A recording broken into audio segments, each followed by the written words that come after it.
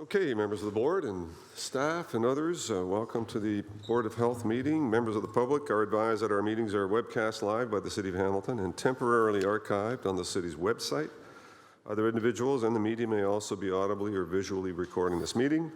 Electronic devices are to be switched to a non-audible function during this meeting.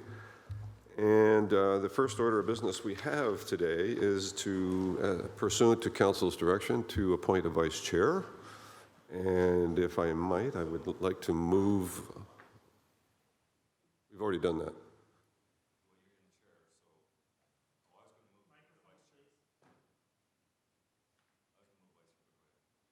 Put your name up. Yeah.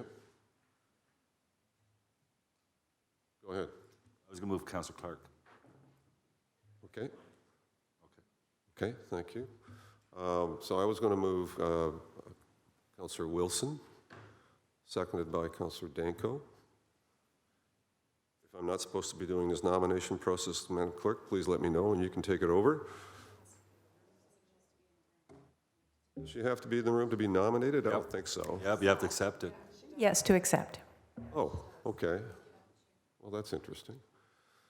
All right. Well, she's not in the room. Therefore, what is your wish, members of council? Will you wait? I know she has interest. I know that there's, as I understand it, majority support for that. So if you'd care to wait and give her that courtesy, I'd appreciate that. If not, well, we waited the appropriate amount of time. I was stretching. So back to the nomination process. I again nominate Councillor Wilson, seconded by Councillor Danko. Any other nominations? Hearing none. Somebody want to move to close nominations? Moved by Arlene, seconded by Esther. All in favor? Verbal is okay, carried. All in favor of Councillor? We at this point we will, yes. I was asking for a nomination to close. Thank you. Councillor Whitehead. Yeah, well, you can do the vote, but I need to make I want to resign on an Alpha board because that should be the responsibility of the vice chair, and if they want to take on that added responsibility, I'd be proud to hand it over. Okay, thank you. Well, duly noted. So there's a mover and a seconder and an electronic vote for the vice chair for the coming term. Please.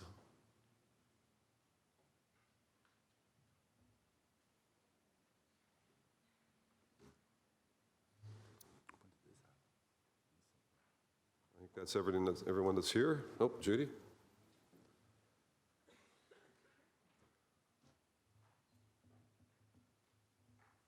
Okay, thank you. That's approved. So congratulations, Councillor Wilson. We'll move on to Terry Whitehead. Councillor Whitehead. So now that we have a vice, and this was always part of the conversation, a champion in the context of continuity for the purposes of public health, which I fully endorse and welcome Councillor Wilson to the table. I have sort of been filling in on the Alpha board, Mr. Chair, so I'm going to ask the clerk, but I want to formally resign and hand that responsibility over to the vice chair of the Public Works Committee. I'll second it. So I don't know that you can do that, but you can resign. And if the councillor is willing to take it on, that's certainly her privilege to do. It should be the role of vice chair. Hang on, second. Sorry? It should be the role of vice chair. Well, that's not what's stated in the bylaws, quite frankly. So we'll take your move to resign, and then we'll offer it up to members of the board who else might want to take on that responsibility. And if Councillor Wilson wants to do that, she certainly could, but anyone else could do that as well. So it was moved by yourself. You don't need to move. You just need to provide direction on that, right? You're resigning officially? Second by Councillor Partridge. Awesome. Thank you. Electronic vote on that. All in favor? I'm receiving his resignation.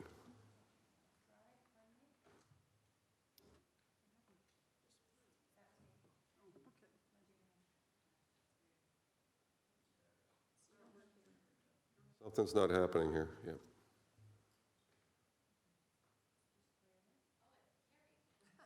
Carried. Was almost unanimous. Okay. All right, thank you. May I have a mover and a seconder to approve the agenda? Was there any additional items? I understand there's an additional item. Madam Clerk? Can we conduct that vote again, please? Okay, thank you. Yeah, I think we have more than 10. Okay. Away we go.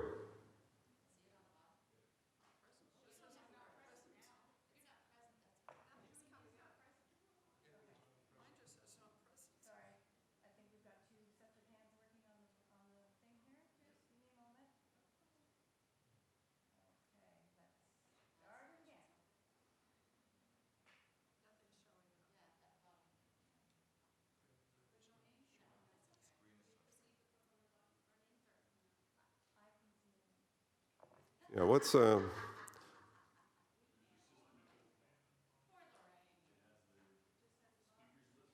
it?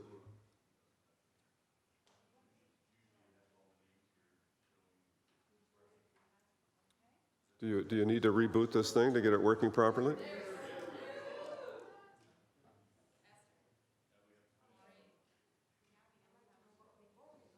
On Councillor Whitehead's move to resign from the Alpha Board, yep. Yes. Yep.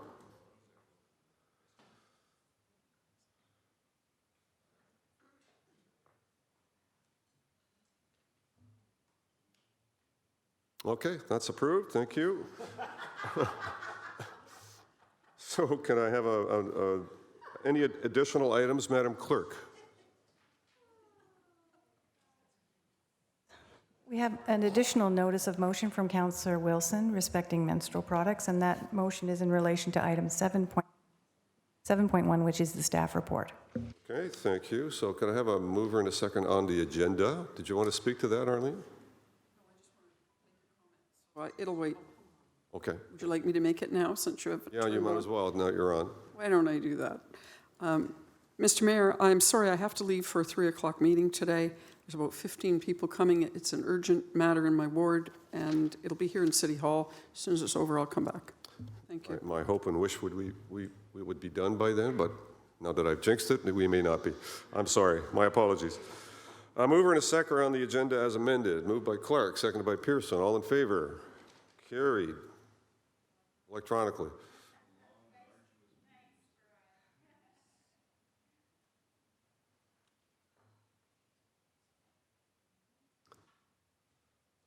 That's approved. Thank you. Any declarations of interest?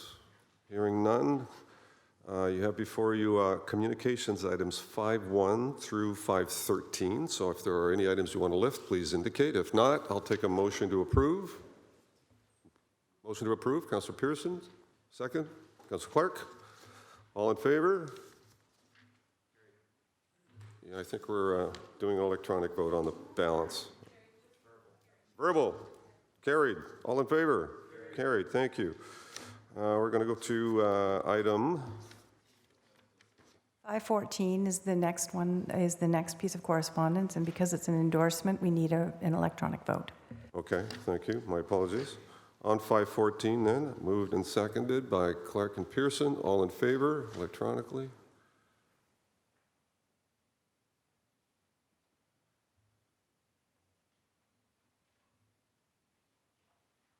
Thank you. And a motion to endorse item 515, moved by Whitehead, seconded by Ferguson. All in favor, electronically?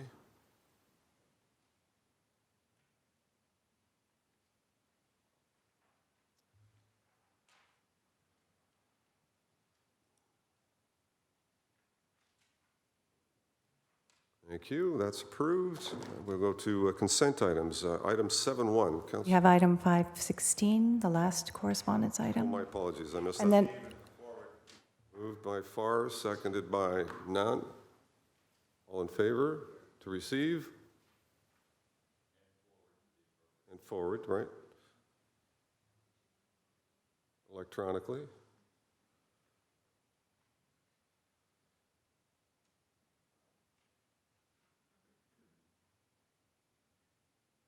And that's approved. Thank you. So item 7.1, menstrual products. Are there any questions of staff regarding this report? If not, I understand Councillor Wilson has a notice of motion respecting that. Do you want to? Okay, Councillor Partridge. Yes, thank you, Mr. Mayor. And through you to staff, when I was looking through the report of 7.1, And I looked even on Appendix C, particularly on page 4. I don't see anywhere in there that Interval House, one of our shelters, has been approached or spoken to or been involved in discussions, and I find that a little hard to believe. So can I please have some sort of an update on that? Who wants to tackle that? I will, thanks. Through the Nathan, chair to thank the you. councillor. Yes, we did reach out to Interval House, and we didn't hear back from them at the time of the report. Okay, and so reaching out engage. meant telephone call, letters, emails. Telephone call and emails. All right, thank you. Thank you. Councillor Nunn? Thank you. Through the mayor to staff, just a question of making sure that we are clear about the information that's in front of us. So part of the original direction was to look at how we could be supporting no-cost access to those who menstruate among the most vulnerable populations in our city, and inside of that, those who are experiencing low income and other kind of barriers preventing access. And inside the report on page 5 of 10, I just want to make sure that we are clear about what this is saying. So under Ontario Works, there are special supports funds that are available for residents to apply for that don't necessarily cover menstrual products. Is that correct? Through the mayor to staff. Paul? Through you, Mr. Mayor, that's correct. Okay. And there was also indication in the report that hygiene kits are purchased through employment-related funds, and that often those kits are, they're distributed on a first-come, first-served basis. And I was just wondering if we had any sense of how many of those kits are distributed on an annual basis to mayor to staff. Yeah, why don't you pull up and introduce yourself? Welcome. Thank you. Good afternoon. I'm Bonnie Elder. I'm the Director of Ontario Works. Thank you, Bonnie. Did you hear the question? Yes, I believe I did. Through the chair, you asked specifically how many kits do we provide every year. I don't have the exact number of kits that we provide. However, if you give me 1 second, I can look through my papers here. Sorry. I can tell you that we spent approximately $12,000 on kits last year out of the employment-related expenses, but I apologize, I don't have exactly how many kits that represents. And it's clear through the report that the first-come, first-served basis, that those kits obviously get distributed quickly, regardless of how many we might be purchasing on an annual basis. Is that, my assumption is correct? Through the chair, yes. Thank you. Okay, any further questions? No? Yep, I'm coming. Thank you. Councillor Whitehead for a first time. Thank you. So the answer to the question is not clear to me. Have you ever come to council and said, look, this is a very heavily subscribed program, so we need to add additional dollars for those kits? No, through the chair, no, not that I'm aware of. These kits are paid out of the 100% employment dollars that are given to us by the province. Okay, but has there been a report saying that it's oversubscribed and whether the city should be considering adding additional dollars to that particular program to make more kits available? Through the chair, no, we haven't specifically done an analysis of how many kits over or under that we would be, or how quickly those have been used up through the year. Now, help me understand whether it's ODA or social services or even RCFs, we build in what you call toiletry, which includes menstrual products within the budgets. So help me understand when these budgets, you got a shelter portion on your social services and ODA or disability pension. Is there a breakdown for toiletries built into those budgets?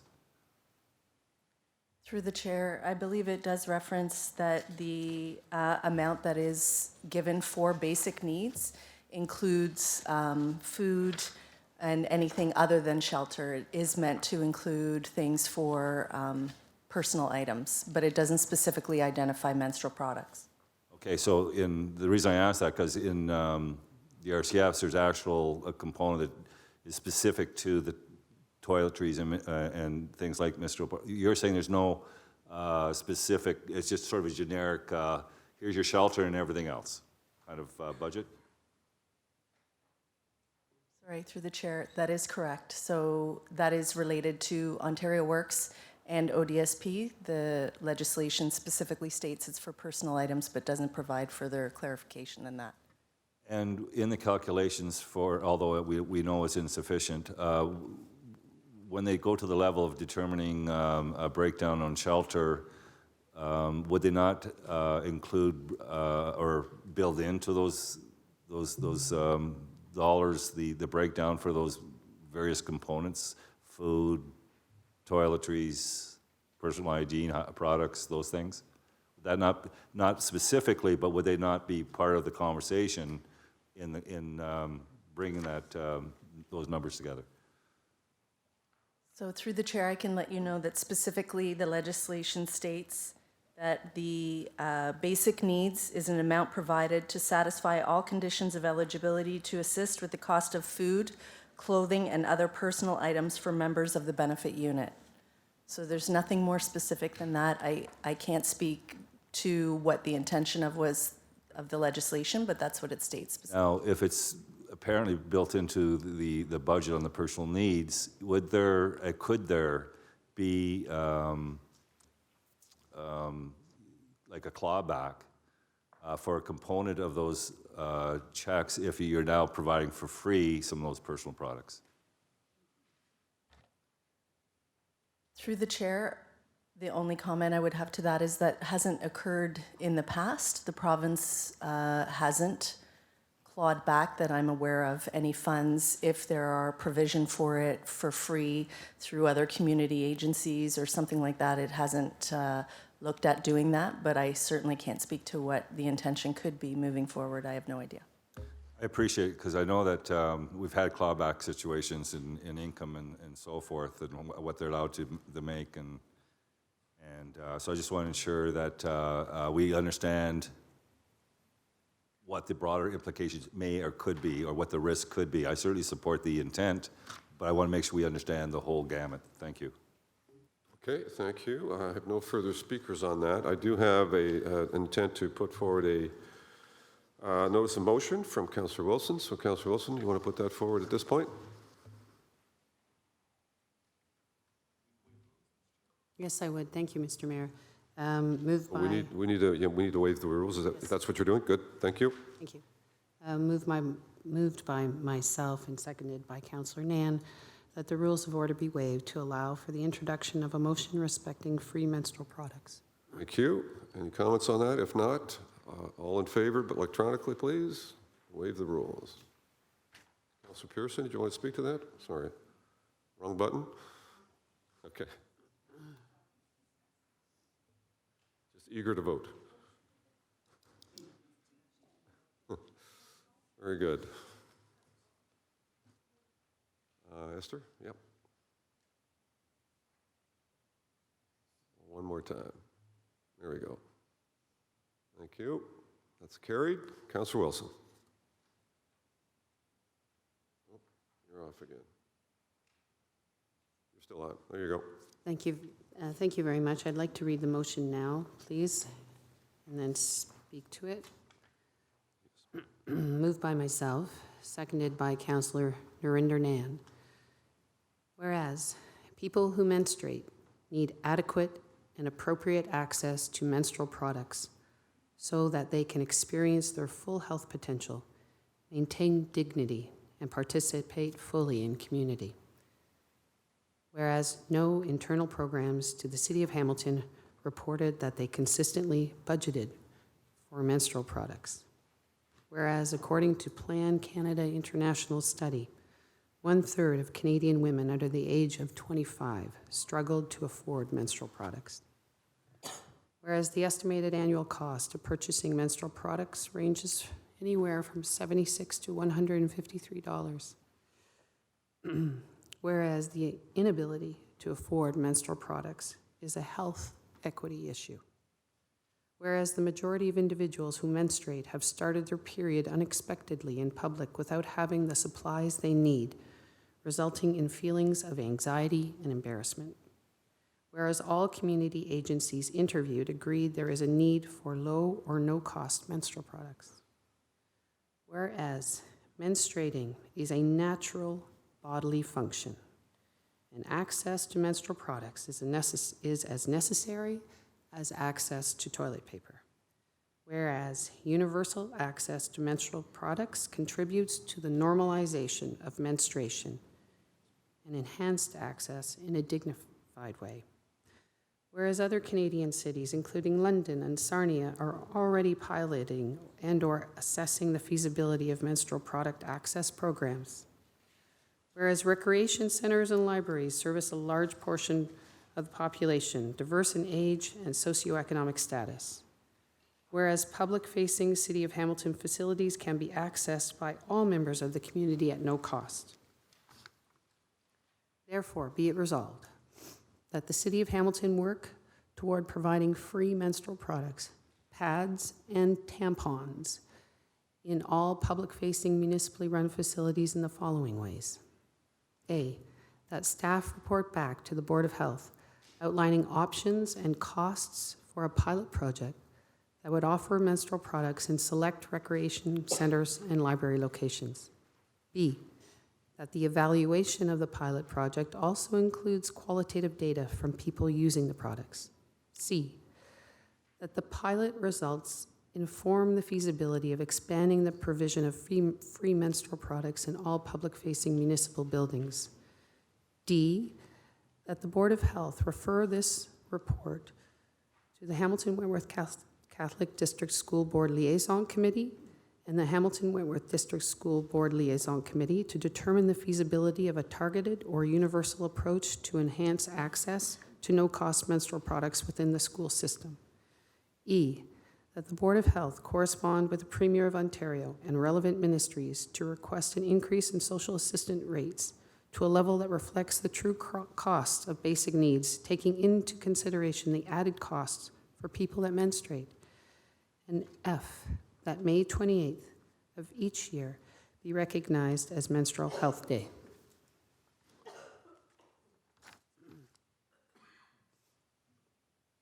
I'd like to speak to the motion briefly. Please do. Someone very wise around this table, when the subject was on a different matter, asked a question a number of years ago. What's changed? Why now? And I thought the question was good then, and I think it's fair to ask the question now. And my response is the following. The arc of the moral universe is long, but it always bends towards justice. Gender equity is dependent on gender health. Menstruating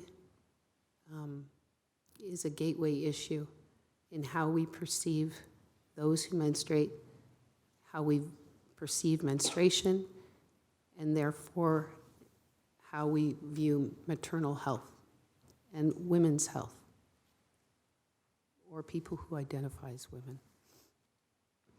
I think it's important for public corporations and public bodies like ourselves, in everything that we do as we travel along that arc, to ensure that we support the full participation of all of our citizens at every point in their life.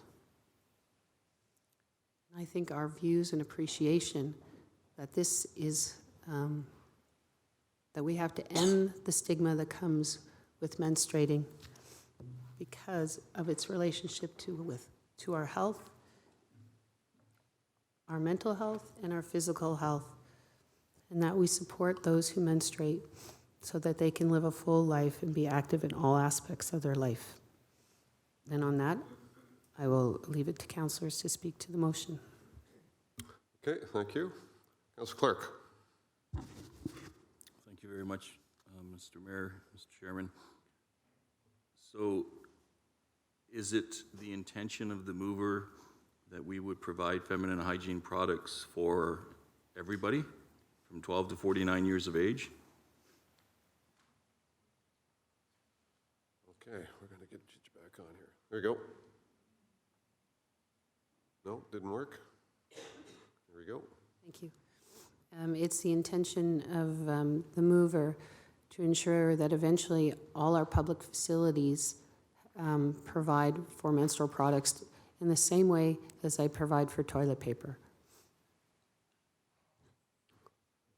Councilor Clark? So to our staff, then, if I'm reading page 3 of 10 correctly in table 1, it indicates that the estimated total annual cost for females 12 to 49 would be $9.9 million to $19 million. Is that inaccurate? Does that capture everybody that potentially would be needing the product then, based on the motion? Through the chair, that's correct. And is there any offsets on that amount of money from the provincial government? Through the chair, not currently. Has there been any consideration of income testing it so that, I mean, we have some very wealthy people living in Hamilton. They don't need free feminine hygiene product. So is there the potential to consider income testing? Through the chair, if you refer to table 1, you can see that there's further breakdown of population.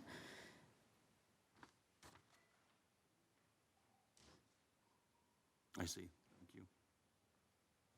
And so then I guess my question,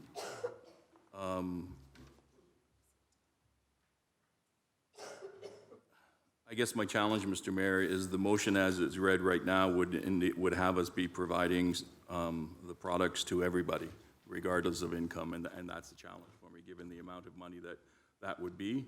I understand the intent of making them available at different public institutions. I guess the real challenge is that we don't want to get into a situation where we're providing a service to people who can actually pay for that service. Rather, we would want to have a program where we're providing it based on income needs and work with the school boards to ensure that any young ladies who find themselves in that situation at school, there's a responsible, reasonable response to them when they're in the school. So I'm a little bit nervous the way the motion is currently worded. I'm not opposed to the intent. I'm nervous about the expanse of the program as proposed. That would be my comment. Okay, thank you. Councilor Whitehead. Thank you, Mr. Chair. It reminds me of something recently announced, the federal government looking at their employees and providing funding for the same products, and there's an outcry across the country. And polls show the concern that we're using taxpayers' dollars on a product of, in this case, for people that can literally afford it and are in good-paying jobs.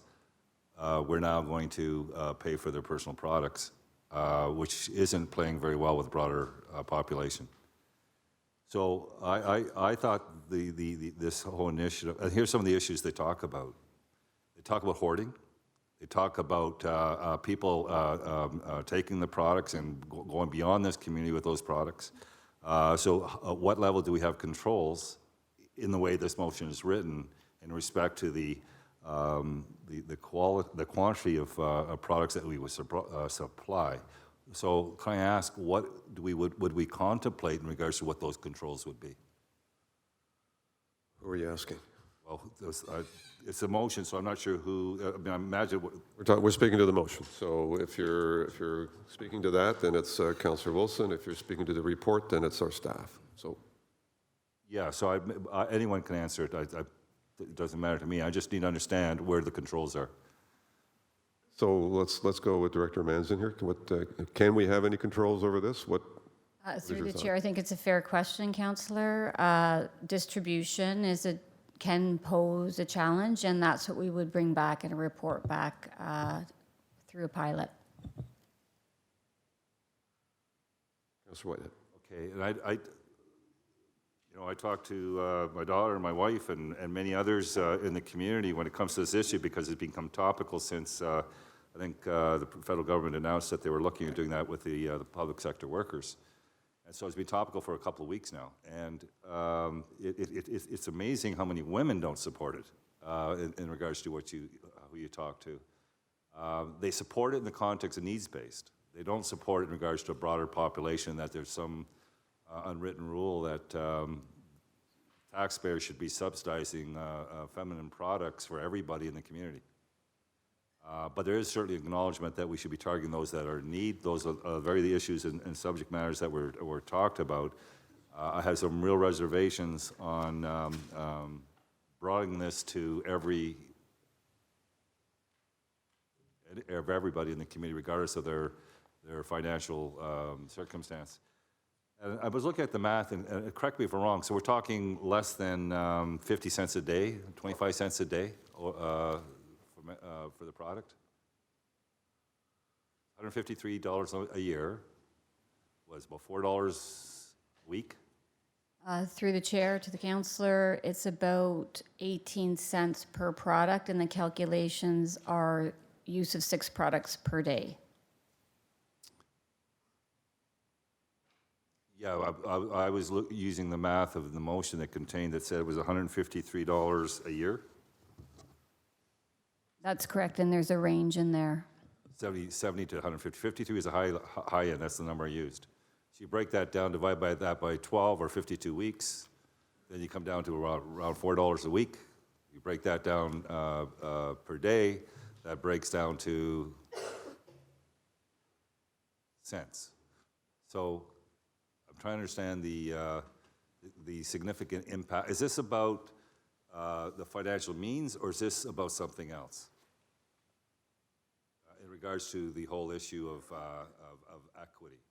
I'm just trying to understand what's driving this. Is it the need, or is it an equity argument? So can I ask that through the chair to the mover? To the mover. Councillor Wilson.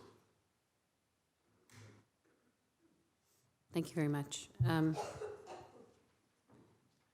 most issues, it's not mutually exclusive. For many people in our community, it is about need. For others, it is a matter of principle in terms of an equity of access. Councillor Whitehead. It'd be really interesting to do a survey and see how many women in this community would agree with that statement. Because if we're saying this is about equity and that all taxpayers should be paying for personal products for women for the whole community, I think you might find a lot of pushback from even women in this community. If you're saying that you're looking at a program to meet the needs of those that have financial stress, I think you get a completely different a level of support for a system. So I think we're mixing two issues in, and I unfortunately on the one side I can't agree, but the other one I can. So I am very supportive of a targeted approach to the pilot, to the first table, but I'm certainly not supportive of a broader, every female in Washington will be supplying personal hygiene in every municipal facility. I don't think that's equitable, and I don't think it would be supported by the broader population. And I'm prepared to put that to a challenge to this community as well, to phone their councillors and let them know what they think. Okay, thank you. Councillor Nunn? So I'm obviously speaking absolutely in favor of what this motion is requesting for, because it's speaking specifically about being able to pilot some work as a city in terms of better understanding how we can, in the most dignified, unstigmatized way, provide access to menstrual health products for those of our residents who use our public facilities. When it comes to recreation centers and libraries, I'm sure all of us around this table can get a sense of who the demographics are, who goes into our rec centers, who goes into our libraries. And from countless reports that have come from staff on the use of those facilities, the hallmark of those facilities is that we provide safe, non-judgmental spaces for our residents to be able to access programming, services, but also a place to go to. So regardless of what's going on in your day, our rec centers and our libraries are a place of refuge. And regardless of what's going on in your day, it's also somewhere you can stop off to use the bathroom. And regardless of income, you can expect to have toilet paper and soap and anything else you might need in that bathroom to conduct your activities. Whether it's changing tables to change your child's diaper, whether it is accessibility supports for you to be able to use the washroom properly. So these are moments in time where we've addressed accessibility by increasing access for those who have different mobility needs to be able to use the public facilities. We've addressed the access need for mothers and parents to be able to change their child's diaper or put their child down while they use the facilities themselves.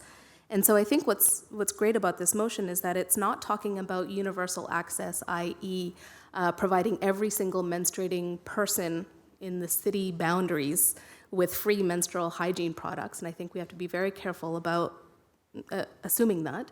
This pilot is really specific about saying, we know who use our rec centers, we know who use our libraries, and our public ought to be able to go to those facilities to use public facilities, but also access menstrual health products.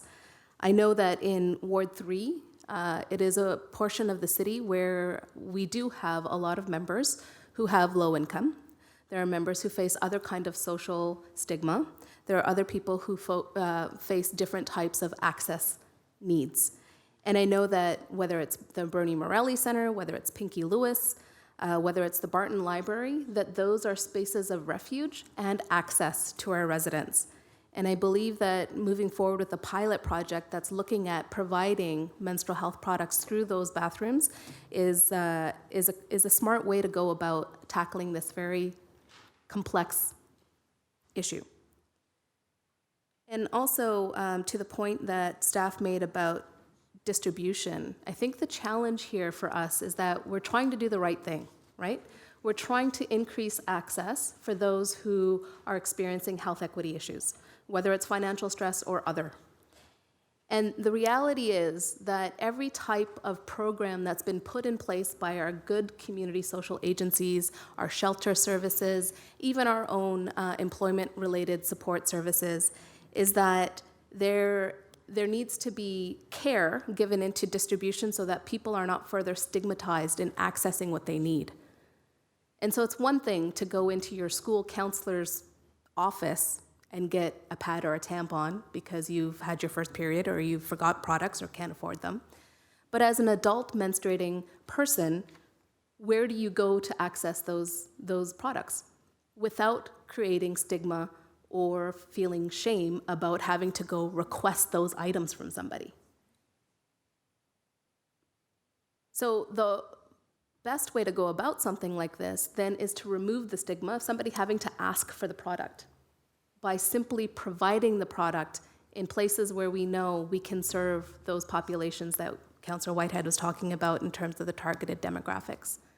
We know that fundamentally at the end of the day, OW and ODSP funds do not stretch enough to meet our residents' needs in terms of balancing the books between what they have to pay for when it comes to shelter, when it comes to food, and other personal items. And often, most women have to choose stretching those dollars in order for the biggest ticket items and then move to innovative solutions that compromise their health. Improvising by using toilet paper. Improvising by using socks. Improvising by using paper bags. Improvising in some cases by using cardboard in order to save the costs and stretch out their dollars to make ends meet. And I think it's really important that we talk about that human lived experience and not just talk about targeted populations, but really understand how people who are menstruating, who face other types of barriers, have to supplement their health equity, their health, by improvising with products that are available. So we're saying that toilet paper is a universal access thing. All of us need it. But by saying to menstruating people that the only provision you're going to have is by rolling up a piece of toilet paper in a public facility in order to take care of your menstrual health, I think doesn't go far enough. We're at a point in our governing that we can understand that there are differences when it comes to provision and access from a gendered perspective. and from a biological perspective. So for those who are menstruating, I think that this is, and facing other types of hardship, whether it's financial stress or otherwise, that prevent them from being able to access safe products, this is one way that the city can support safety, support access, and make sure that women and those who menstruate understand that we see them and that we care about their health needs. So I'm going to hold my comments for later in terms of questions moving forward. Thank you. Okay, thank you. Councillor Partridge? Yes, thank you, Mr. Mayor. And I support the intent of it because it is incredibly important. But similar to previous speakers, where the challenge I have is around the cost benefit to the people who can afford it. I'm not on for providing. I mean, we provide change tables in washrooms, but do we provide diapers as well?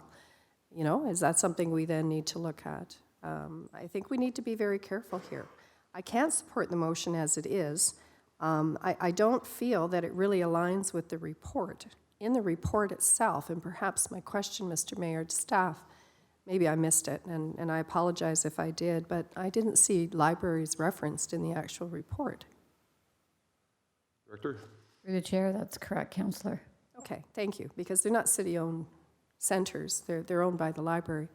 So I can't support that. I understand that it is a request for staff to report back, but again, I'm always very cognizant of the workload that staff have, and when we continue to ask for reports back on things, I don't think the pilot project it's not scoped in the way that I could support it with this motion. So I do have some problems with it. Certainly when you go down to the Good Shepherd Food Bank down on Cannon Street, they do have a whole section of hygiene products that is woefully inadequate. It does need to have more in it. And I spent a fair bit of time down there, and they certainly work at developing partnerships with companies that provide those hygiene products to be able to supply them. And so Neighbor to Neighbor, I'm sure, does the same thing, and other food banks as well. And I think that, I don't see that partnership opportunity in here. And as well, if we're looking at menstrual products for school boards, how much of that is a provincial responsibility? We have enough downloading happening in our city, and I think it's problematic for me when we take on funding a project or something as important as this, when it really, to my mind, should be a provincially funded program. And again, maybe that's something that, staff, and let me ask the question, Mr. Mayor, to staff, has there been any conversation with the province about providing any kind of funding for this at this point? Is that something that you would do in this report back? Jennifer? Through the chair, no, there has been no communication to the province on this item. Okay, thank you. And so, Mr. Mayor, I'm just wondering, has there, do we have any knowledge as staff of the province looking at funding anything like this? Through the chair to the councillor, we have had no communication that the province is looking at funding this. Okay, so one way or the other. And I appreciate that. The other thing that I'm a little concerned about is that we're supposed to imminently, I think, hear about the restructuring of public health services across the province. And I'm just wondering if, we went ahead and started funding something like this, just what kind of implications are there around that? So I'm not on to support this at this time. I think that, if I was the mover of this motion, I might take it back and work more with staff on perhaps the wording to be able to bring something forward that might be more in line with what's in the report in terms of OW and ODSP. But again, I really think that I just could not be on for supporting this right now. And I really don't see any firm numbers attached to it either. So even as a pilot, I don't see any firm numbers. And I realize, again, that would probably be in the report back. But I'll just leave my comments at that. Thank you, Mr. Mayor. Okay, thank you. Councillor Danko? Thank you, Mr. Mayor. So just hopefully everybody's had a chance to read the motion with a last minute waive the rules. So my understanding is this is information on a pilot program at select recreational facilities. So it's not citywide, it's not to everybody, it's looking for information, basically. My question to staff is, what personal hygiene products do we supply right now at our city facilities in terms of toilet paper's been mentioned, soap, shampoo, conditioner, paper towels, those kinds of things? What's normally provided? Mr. Johnson? Through the mayor, in terms of recreation, it would be limited to what you would normally see in a washroom facility. So yes, there are some things there. Some of our recreation facilities are moving down, so you can have some products in the shower rooms and things like that. But we don't provide this. We haven't been providing this in the past, so we would be coming back with some options about how we might try and do that in the future. I read this motion as we come back with some options for you to consider. And I'm happy to take any further direction that would help us bring back a report that would be useful in terms of looking at this from a pilot initiative. Those kind of standard toiletries that we provide at all our city facilities, why do we provide those? It's an obvious question, but through you to staff. So through the mayor, it's interesting, Elizabeth and I just had this conversation, and the answer is because it's about health. So could not the same be said about menstrual products as a natural bodily function? So through the mayor, certainly, I think, the argument's been made here today, and it's in the report, that there are lots of reasons for exploring this in some way. The challenge always is the scope, who would be included and who wouldn't, the universality of it. And we did actually address that in terms of the options very clearly on page 8 of 10, that while there are benefits to universal access, one of the things you would have to think about is there a demonstrated universal need, and is there a demonstrated ability to pay on a universal basis in the same way? And so we don't say yes or no to that, but I think those are important questions that we would have to explore as it moves forward. So just on a very basic level, I don't think that it's unreasonable for a woman to go into the washroom and expect there to be menstrual products available at a city facility. I mean, I expect there to be toilet paper, hand soap, paper towels, and obviously I've never been in the situation where I've started my period and didn't have a pad or a tampon available, but I have been in a rec center when there's not a square to spare. And it's uncomfortable, and I can see that it is an issue for women. I don't think it's a big deal to go into a washroom and expect there to be those kinds of products available. And I think this is a reasonable approach to look at if that would work for the city, and if that is something that we need to explore further, or if it would even be supported by women that use our facilities. So this is a completely reasonable approach in my eyes anyway. So that's all I have to say. Thanks. Thank you. Councillor Johnson? Thank you. I think there's 3 of us on now. Microphone. Who's on? Thank you. Just if I can get this clarified, because usually when a pilot project is being introduced or it's being suggested, there's always a funding source that's attached to it. So I'm reading on page 5 of 10, OW and ODSP. I see the funding source there.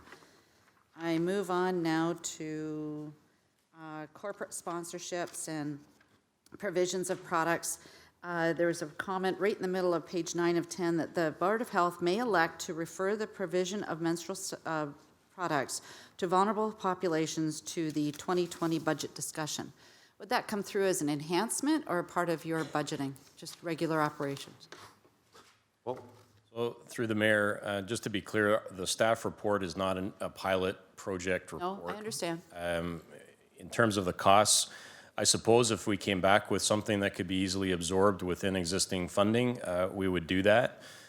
I can tell you that given the situation we're in at the moment, that would have to be a very, very low-cost project. We're, as you know, behind in our funding, not even on par. So That would be part of what will come forward to you.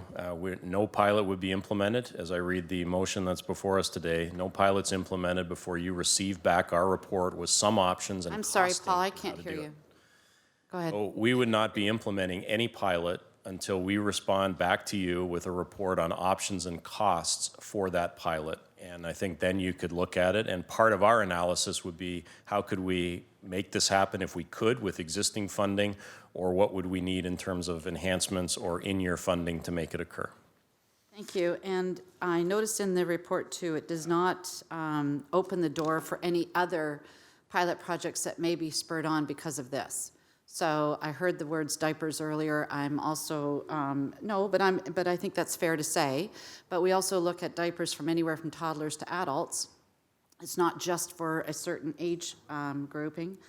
Also, I didn't see anything in here about vending machines, because I remember in high school, we always had vending machines in our washrooms. I don't know where they've gone, whether that's just out the door now. And it could be a very small amount, just so that there's something that goes in, or there's even a token from the front desk. I don't know. So there was nothing mentioned in there that it could even be as form of a vending machine, so that you wouldn't have to go through all this. So that wasn't even entertained, I'm assuming? Through the chair to the councillor, we did gather some information regarding distribution, and there have been challenges in the past as it pertains to vending machine, and it is something we would explore and make recommendations for the pilot. Yep, thank you. And that vandalism was always a big problem too, from what I understand. So having said that, and not knowing where the funding source comes from, because we don't have one, obviously, I'm looking at everything from 19 million down to 446,000 or 223,000, depending on what scope you're looking at, with no funding source at the top of our heads at this moment. I would like to see this go back a little bit further and ask where the funding is coming from. That would be my number one question. And just as a side note on F, that we recognize May 28th. I thought we ceased this practice that we don't recognize days of the year, because we get at least, 2 or 3 letters a month coming into council asking us to recognize a day for such and such a group. And I think that was basically an understanding that we don't do that at all. In terms of proclamations, that's true, yep. That is true. Thank you. I didn't want to. So I go back to even the pilot project of the EpiPen. It was funded, I believe it started with the Ancaster Rotary Club. They're the ones that put in the initial funds, and then they started to look at it that way. And that's what brought it onto the table. And it was a life and death situation. So at this point in time, I'll be honest with you, I can't support this at this point. I really don't. Call me archaic, I really don't care. We've all been in this situation. If you have if you have this health issue, you've always learned to improvise, and I've always learned to improvise. So this is where I'm coming from, folks. I can't, not for the amounts of money I'm looking at in front of me right now. It's a closed subject. I can't support it. Thank you. Councilor Pearson? Thank you, Mr. Mayor, and I certainly appreciate the mover of the motion and the sentiments and concerns brought forward, but I'll cut to the chase. I have a major problem in supporting this at this time. Firstly, as I think as women in past days and probably today as well, we all deal with what we have to deal with. We all know our bodies and, should for the most part. The bigger problem I have sitting here is we already know the problems we're going to have with the tax cuts coming down from the province and the sway in the percentages. We know that there's a number of services now that we are mandated to provide, and we're going to be having to pay a higher amount of money. I have a huge seniors community in my ward. I cannot, in all fathomability, go to my community and say, sorry, but we're providing this. Not out of disrespect to young women or old women today, but it's not something that I can say, yes, well, we're going to provide this, but heaven forbid we should be cutting something else that's absolutely needed. I doubt the province is going to fund this. I do agree that there used to be dispensers in facilities, and there are in some of the commercial facilities throughout, malls, etc. And maybe that was something to look at, but I also understand that there's been a vandalism issue, and that's what creates a huge problem. I mean, this is ongoing taxpayers' dollars.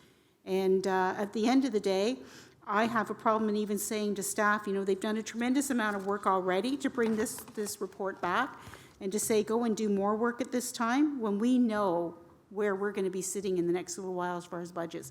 So I apologize, but I cannot support this at all. Thank you. Okay, thank you. Councillor Jackson. Thanks, Mr. Mayor. Appreciate Councillor Wilson's sincere intention here of trying to meet a need. And I heard other advocates for this motion use the phrase targeted demographic. And if there is areas where we need to provide this targeted demographic service, then let's spell it out. Honest to my office's knowledge, I have not from any of my female constituents, mothers, daughters, sisters of the families. To my office's knowledge, Mr. Mayor, I haven't heard any advocacy or push for this. The very minimum for me to support this, to gather information, and in the first line of the therefore be resolved, I would need for where it says the City of Hamilton, the two words work towards, I would need to have those removed and put in place of that, explore the feasibility of providing menstrual products. Then all the rest follows, that it truly is an open-minded further report back by staff with options, which I then would reserve the right to say yay or nay to. But the words work towards, for me, it is pretty well, and I know the mover's intent, of course, her heart's desire is to provide this for any woman, primarily those that of our demographic that require this product and service. But however, for me to raise my comfort level, I would need the words work towards exchanged with the words explore the feasibility of in that opening line. Then I know that there's no obligation other than a greater comprehensive report coming back from staff outlining the pros and cons, all the options, upside, downsides, and then I can make an intelligent decision from there on in, because on the table one on page 3, that opening number and range from 9 to 19 million, that's a huge number, and I don't want to be put in a position talking about other competing priorities in our city, because that would just be an awful thing to get into that kind of discussion over something that's very personal to a particular gender of our society. But to raise my comfort level, Mr. Mayor, I would prefer that language in the opening line. If not, then for some of the reasons outlined, I wouldn't be able to support it at this time. Thank you. I will come back to you with an amendment at the appropriate time. Councillor Farr. Thanks, Mr. Mayor. Through you to staff. So on the targeted demos topic that's been bandied about, would that obviously be highlighted in this report back that's being requested as item A of the motion before us? Director? Through the chair to the staff, yes, we do have some targeted information in the report for you now, and we would continue to make recommendations in the pilot that would offer up some options. Right, through you, but more specifically, what I'm thinking about is the motion also suggests select libraries, select rec centers. So would you include demos in those that you select? Through you. Through the chair to the councillor, yes. Right. So if approved here today, and what's being asked essentially is reporting back to the Board of Health, something just a little more substantive than what we have here, and a little more specific, I should say, on the costs for a pilot at these select locations. You'll identify the select locations, and you will identify the demos at those locations, be them libraries or rec centers in the city. Something for us to contemplate at a future Board of Health, albeit I also very much appreciate what I'm hearing. And in fact, I think we'll be discussing in item 10.4 today, we do have some major budgetary challenges, and not just in health, with the current government of Ontario and the downloading that we're dealing with. So it may even be, if we could support this here today, and this report, more specific to the issue, comes back in these select locations, and the demos noted at the libraries and the rec centers that have been identified, we may want to refer to 2020 budget process. And at that point, we'll have a little bit more information on just how we are being negatively, I think we can all assume, negatively affected by the provincial downloading that's going on. And we can get our priorities together in time for a 2020 budget debate, because there are some folks obviously around this table who see this as a major priority, and they might be successful in convincing us that others that we are currently funding may not be, and those are the things that we deliberate on and juggle with at budget time, so it at least keeps it alive, potentially. And I'm being too hypothetical. I'll just suggest this on E and F. E should be a motion all on its own, and it doesn't have to be specific to the reference, although I do appreciate why it's there. And I think if we look at some of our work last term with Councillor Marula's big, I forget what we called it, but we had the major meeting, and Tom Cooper and all of the agencies were there. I think the 7 City Summit, Mr. Mayor, was it what it's called? We came out of that as a council very supportive of corresponding with the Premier of Ontario and making it very clear that social assistance rates were way too low. So I just think E is a bigger motion all on its own. I'm not suggesting it has to be taken out of this, but I don't believe it needs to be buried in another motion. And F, I'm not on for the declarations. It can be tedious.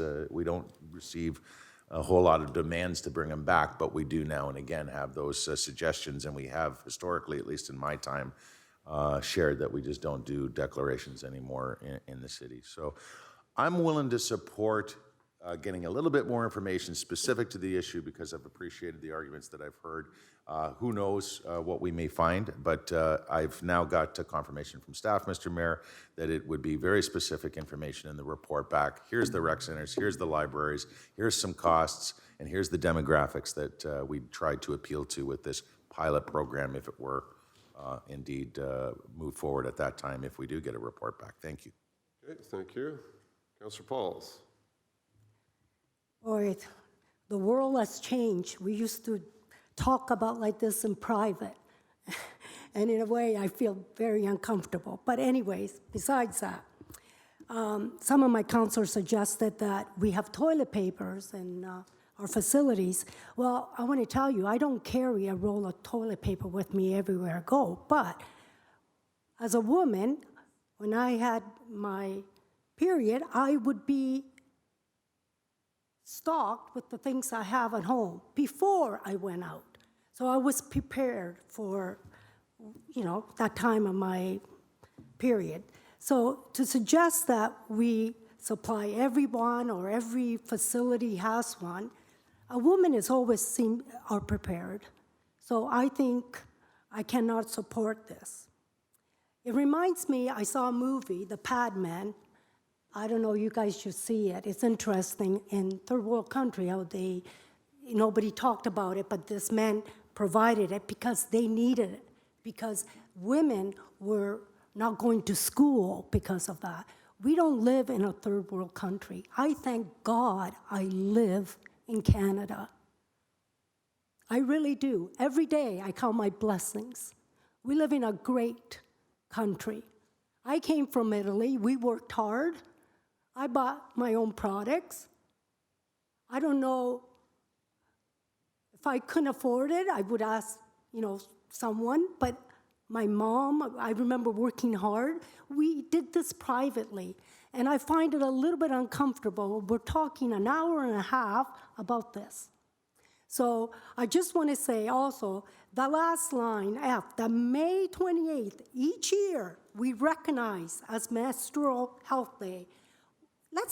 I don't understand that. So I can't support this. And like I said, toilet paper we all use. We don't carry it with us. But as a woman, we're always prepared. So that's all I want to say, and hope you understand where I come from, too. Thank you. I think you made your point loud and clear. Can I turn the chair over to Councillor Wilson for a moment? And I would just like to suggest that I have some challenges with the way this is structured. And so, what I was hoping to hear from this, that we'd be looking at a needs basis or looking at the opportunity to provide some product for those emergencies that are talked about when they happen in those awkward moments. And so my question to the staff would be, do our rec centers have a minimal supply of product that they can provide in those kind of awkward moments when there's a need? Through the chair, no, they Okay, thank you. And I assume that our libraries and other facilities do not either. And I think that may not be a bad approach. And then the secondary part is, is this really the best way that we can actually provide if we were going to go down this road? Do we have a number of services that are providing services to those that need predominantly in our community? They consistently look for feminine hygiene products to be able to provide in the community as well.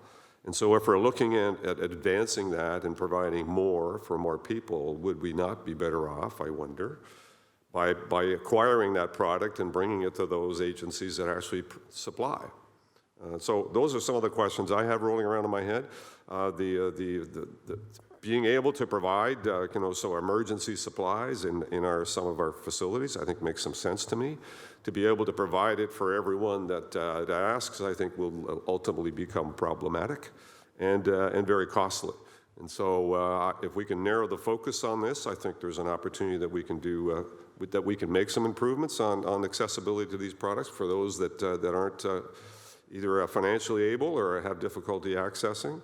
And I'm assuming that that's ultimately the intent, is to have those that are having challenges be able to provide that product. If that isn't true, so if you're saying that we ought to be, and I heard you say that we ought to be providing this as we provide toilet paper, then I think it gets a lot more complicated for me. So I would be not supportive of the way this is written. Having giving our staff some scope on what they should be looking at would be helpful, because I think the way it sits now, it's actually fairly broad. And if you look at the range of costing in terms of what that might mean, depending on what the various groups out there would have to be provided with, those are significant numbers. And in the context of what we're dealing with on a day-to-day basis now, and under this current government, that is going to be a very, very difficult issue to trade off on against some other high-need healthcare issues that we're going to continue to have to provide, possibly. So those are my comments. I would much prefer that we deal with this in a much more narrower scope, on a needs basis, and potentially look at providing product in those facilities on an emergency basis for those awkward moments that I'm sure occur, and obviously we would like to be helpful on. So those are my comments, Madam Chair, and I'm going to go back to the speakers list, and I have Councillor Clark. Thank you, Mr. Mayor. So if I can just ask, our procedural rules, public health is the same as any other standing committee. So if a motion fails here at public health, could not come back unless we had 2/3 vote for reconsideration. Is that correct? Madam Clerk, confirm that? Yep, thank you. So it's important that the mover understand that procedural challenge, so that if this fails, if councillors vote against this for whatever reason, whether or not it's item A through F, and it fails, then it's done for the term unless you can get 2/3 to bring it back. So bearing that in mind, I think I heard Councillor Jackson provide a reasonable suggestion that we talk about exploring the feasibility. Doesn't mean that we're moving forward, but we're going to look at it. I think the mayor and others have talked about some type of income test or needs-based. I think there is opposition with regards to the declaration day. There's concern about library locations. So my suggestion would be to the mover, from a procedural standpoint, if you were to table the motion, it would allow you an opportunity to modify specific areas of the motion, come back at the next public health with that motion, and then test the will of the committee. Failing that, if you proceed down this road as it is currently, there is a risk that it will go down to defeat and you'll be up against the 2/3 majority to get it back. So my best advice from a procedure, if I was moving this, is I would table it, go back, redraft some of the issues, and come forward again with a narrower For example, you may identify the select recreation centers in specific wards, wards with code red neighborhoods, for example. Something along that line which would enable you to, you could also indicate how long the pilot's going to be. If it's going to be an 18-month or 12-month pilot and allowing time for staff to come back with a report on that, that could also be a part of that. So that would be my suggestion, Mr. Mayor. I'm like you, I'm not completely opposed to the intent. It's the way it's worded that is providing me a little bit of I'm just uncomfortable with it the way it's worded, and I think it could be tweaked quite easily if the motion is tabled and we come back with it. Okay, thank you. Councillor Whitehead? In the report, and I was going to ask this question earlier, there isn't, from what I can see, not one city that's done this, so we would be the first. Is that correct? Director Manson. Through the chair to the councillor, there has been some movement recently in Sarnia and London related to motions, as well as out west, and the City of Toronto has done some work in this area, although not to the full scope that's being recommended in this motion. So my understanding is that this is school boards in London, and it's my understanding that Toronto, it sounds like it's more a needs-based program than it is buy for all. And the reason I highlight that is in the radio program I was listening to, 90% of the women that called in were dead against it. So think about that for a moment. This is supposed to be about women and equity, and yet 90% of the women calling in on the show, and then even hearing around this horseshoe, didn't support taxpayers' dollars being spent on buying personal hygiene products for every woman in the community. So that's pretty clear. So if there's real issue, and I love what the mayor indicated, I have no problem ensuring that some of our facilities in those cases have some that we can actually have behind the counter in the case that you have a situation, and we can certainly, through education, allow people to know, and it'd probably be the people that can't afford it or may be caught off guard that would utilize it, but it wouldn't be, I don't think it would be abused in that circumstance. The other problem I'm having, Mr. Chair, is the budget. I mean, we can always find new reasons to spend money we don't have. And the problem is that you can either be here and continue, I mean, depends. I mean, I got a lot of seniors, and we got a growing senior population. So when I look at seniors going into using our at Westmount, for example, and using the senior programs, and they may have a challenge, and it is a dignity question as well, and a health question. Where does this slope stop? Where does the benefit to the taxpayer be realized? I don't know how you measure it because we use the product, then obviously it's working. So could I ask through the chair, what is the metrics in which you would measure the success of the program? Director Manson. Through the chair to the councillors, I think there be several metrics that we would use in terms of the cost, distribution methods, and the lived experience of those who are vulnerable in respect to accessing menstrual products. Councillor Whitehead. Yet we're talking about providing it to the broader community, so that would be a small number in the context of a large number. So how would you, in that context, you got, say, 300,000, or 200,000 people, women, and the vulnerable group might be 5,000. You know, there might be a benefit to them, but the balance thought it was a waste of time. How would you measure that? Would that be success? Through the chair to the councillor, I think it's a fair question, and should this motion proceed, I think that's some of the information that we would bring forward in a report back regarding a pilot. I appreciate that. So I think it's a slippery slope. I love needs-based programs. I think there's legitimate arguments to be put forward in the even within the motion and the conversation we're having around this horseshoe. So I am very supportive of a needs-based program, income-based program. I'm not in favor of adding greater burden to the taxpayer of this community when we already know, I think Mike Zagarek is not here, is he? Anyone from finance? Nope. So finance will tell you in 2020, I believe it's 2020, we're gonna hit a wall financially. And so then we're gonna have to start choosing, just like those, people in poverty, are we gonna choose, food over something else in regards to funding?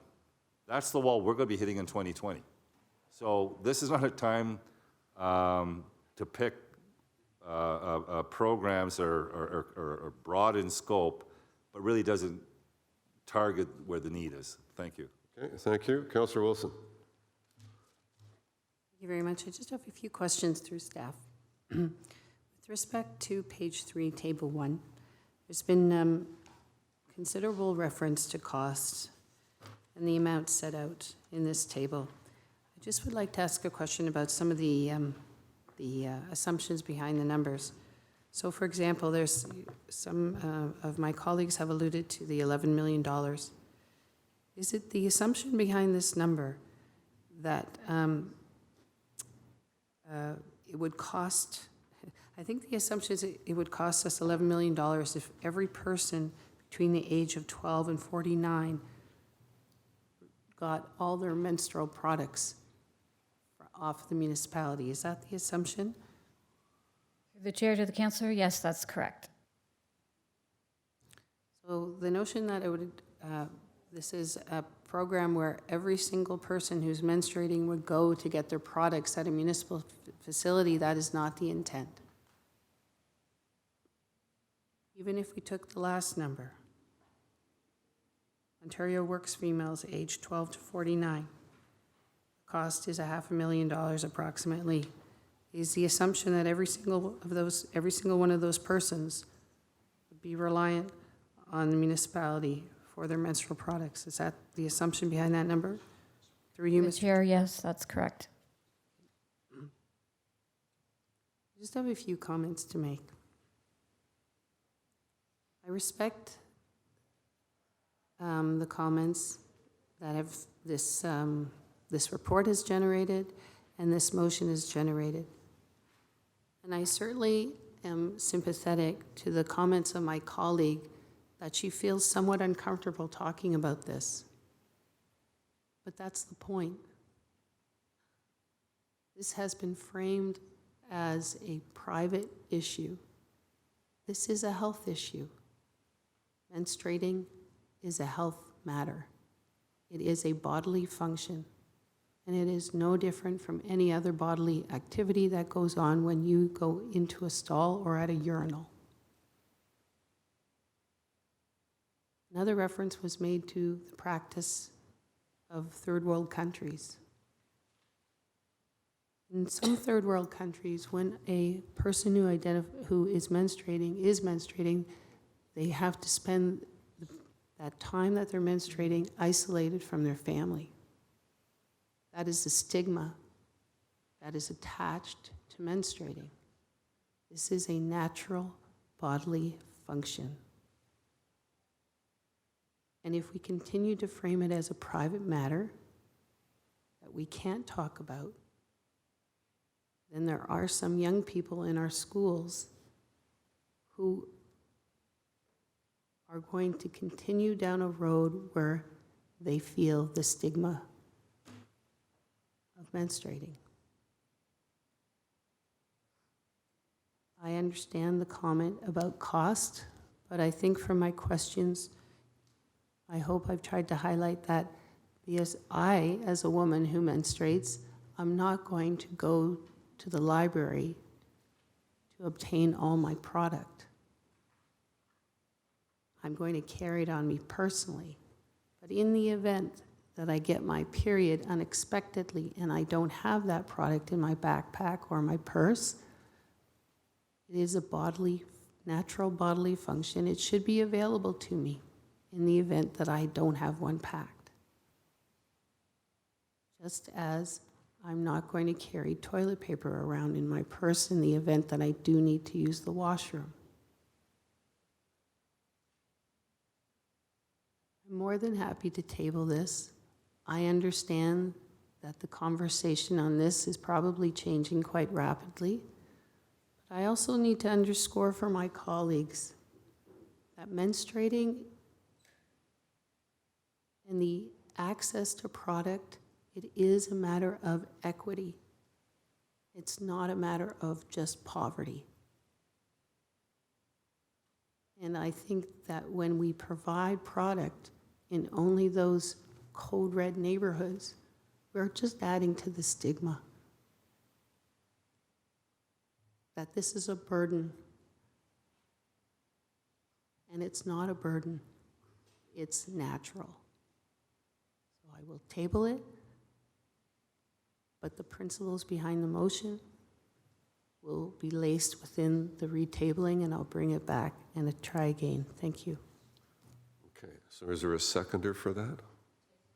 Councillor Nahn? Okay, thank you. It's not a debatable motion on the tabling basis. Councillor Pauls?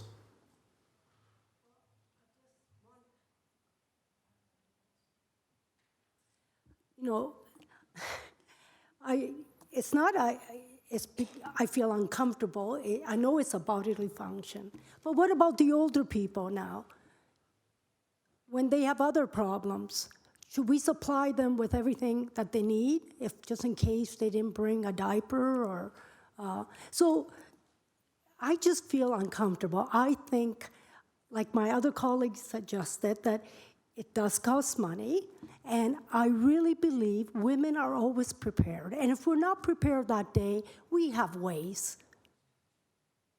Not the ways that my other colleagues suggested, cardboards and all that. No, we don't do that here. This is not a third world country. Well, if nobody, well, you could say that. Let's not debate this across We're not going to the table. debate it. I just want to say that that's the reason I feel uncomfortable. It used to be private. It used to be, and we got along fine. And now we want to spend 2-3 hours debating it. So that's what I feel uncomfortable about. Perfectly legitimate debate, and it is as natural as anything else that we do as human beings, so I don't think that's a debatable issue, but it is being tabled, moved and seconded. All in, Yes, Madam Clerk? We now refer to it as deferred and not Deferred. Oh, all right. deferred. It shall be deferred and put on the outstanding business list. All in favor of doing that, please indicate, and I would say electronic vote.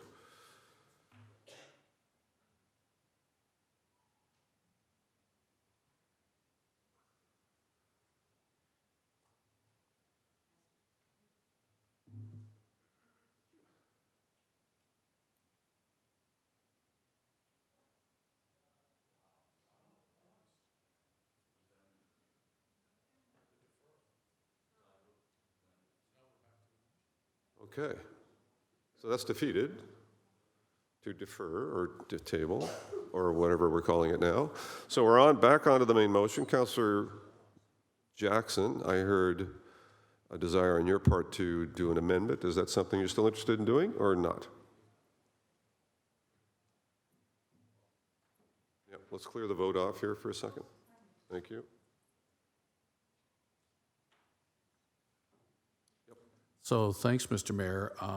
With the mover of the motion's concurrence, I am prepared to move that amendment, which keeps it as broad and as wide as possible, and again, doesn't obligate this council. And I've heard, again, from those that are advocating strongly for this motion from its originality, I'm hearing some mixed messages. I've heard the terms targeted demographic, and I've heard not necessarily a targeted demographic to stigmatize whatever. So I need that clarified as well in terms of if this is allowed to go to staff. So yes, Mr. Mayor, if I could get a seconder, I'm prepared to try that opening line, removing the words work towards and put in explore the feasibility of. Thank you.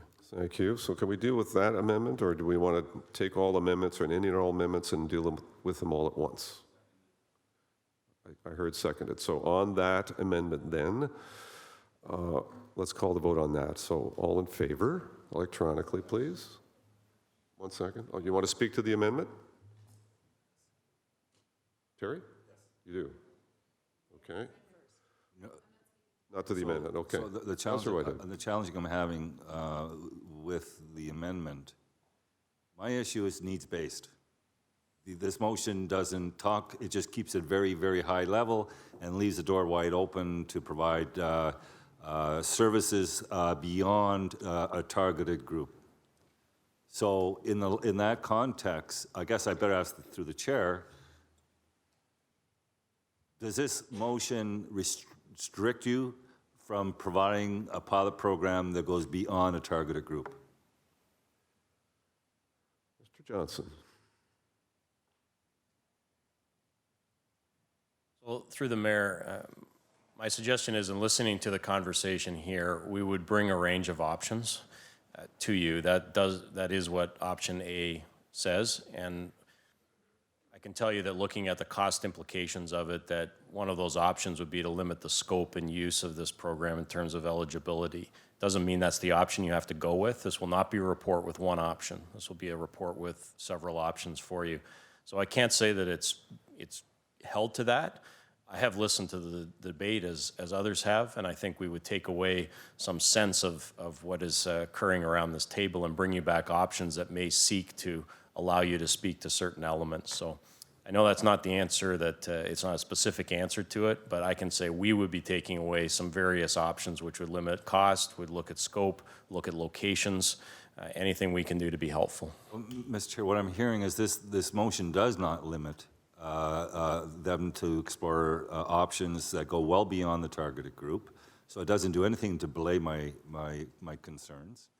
And the concern I have is we're going to ask staff to do a very comprehensive look at providing pilot programs with a number of options that goes right through to servicing the whole, potentially the whole community, non-targeted groups. Well, I'm not on for that. So my issue is I want to help the targeted groups. I don't want to help the others. So now my question is to the clerk, through the chair. I've heard earlier, and I just want to get clarification. If this motion goes down, as it is, and the mover came back and provided a motion that was a targeted pilot program, would that not materially be different? Because the essence here is the issue of providing the products to a wide expanse. So if a motion came back and said, no, you know what, we're just going to provide it on a needs-based, income-based program, would that not be materially a different motion? Madam Clerk. I would consider that a different motion. Thank you. So there is an opportunity, if this goes down, Mr. Chair, that we can hopefully motivate the mover to bring back a motion that looks at something that's more targeted, unless we put the target into this motion, and this amendment doesn't speak to it. Okay, thank you. Councillor Danko. Thank you, and I just encourage, once again, everyone to keep in mind the scope of this specific motion. The amendment to explore the feasibility of is perfectly reasonable, and it's looking at a pilot program, again, perfectly reasonable, this kind of thing that is pretty much as milquetoast as you could possibly get. So, yeah, I'll leave it at that. Okay, thank you. Councillor Nunn. Still giggling at Melba Toast. Through the mayor, so I have a couple of suggestions for amending the motion so that we can get the fact-based options costed out for us to have a substantive conversation at this Board of Health in order to move with some action on this health issue. So I would suggest that item C under the therefore be it resolved be struck and item F be struck. And then we would have it simply looking at the feasibility of providing menstrual products under the scope of A, B, D, and E. Yes, Madam Clerk. I'd just like some clarification. The earlier discussion was that we were only discussing the First Amendment, which was Councillor Jackson's, to add or change with the words "work towards" to explore the feasibility. So. Or are we including Councillor Nan's amendments to that? So we actually voted on that first part separately and approved that? I don't believe we did. You sure we did? No, yeah. Yeah, I don't believe we did. I haven't, I thought we had. Okay. My apologies. So I'm waiting. we're going to take the First Amendment, and we're going to get agreement on that or not. So we're going to do that now. Yes, sir. Yeah. Mr. Mayor, in light of some other amendments that are coming forward that may make it more appeasing to get enough votes, I'll withhold mine and put my amendment right at the end, if that's possible, please. Okay? All right? Okay. I'm not, why don't we just do them all together? Okay. You include your amendment. You've just Right. asked for 2, which is the elimination of B and F. And that's appropriate. That's seconded by B and, sorry? Right. So that's appropriate. That's moved as an amendment. We'll deal with that, Madam Clerk. so we have to, if Councillor Jackson is amenable, all of the amendments that we're discussing will go under his moving and seconding. Otherwise, Councillor Jackson's motion is first to include explore feasibility. Councillor Nan is next with where I'll ask for clarification. Kind of where I was going, so, but apparently I didn't call the vote, so. Stay first, okay. And we're going to go to Councillor Clark. No, I thought we were going to vote on the amendment. We can't do that, but we have other speakers, so I'm thinking that Councillor Whitehead wants to speak to the amendment. So Councillor Whitehead. Sorry, my mind is a point of order, but the clerk has corrected the point of order now, so. Okay. no point of order. All right, so on the amendments then. So on the First Amendment, which is to explore the feasibility of, to replace, work towards, providing, it's moved and seconded. All in favor, electronic vote on that First Amendment.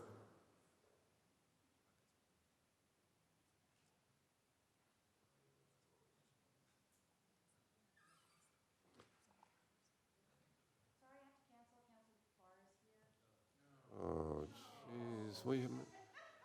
God. Yeah, could you leave the room for a minute? Yeah. Yeah. He's sensitive, don't say that.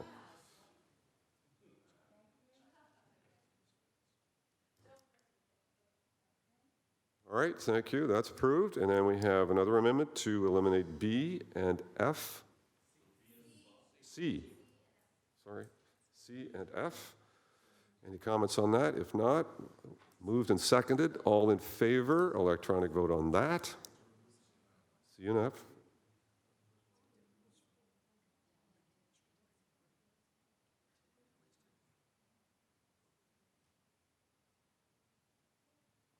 Esther? Yep. We're just taking 2 things out, right? No.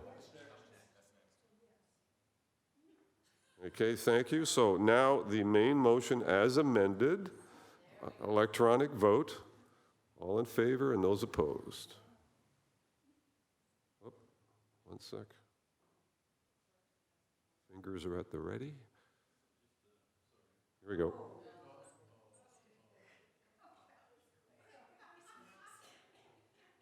What happened? Sorry. Councillor Clark. So I need clarification from staff then. So the evaluation of qualitative data from people using the products, trying to understand how we do that given that MFIPA protects individual identities.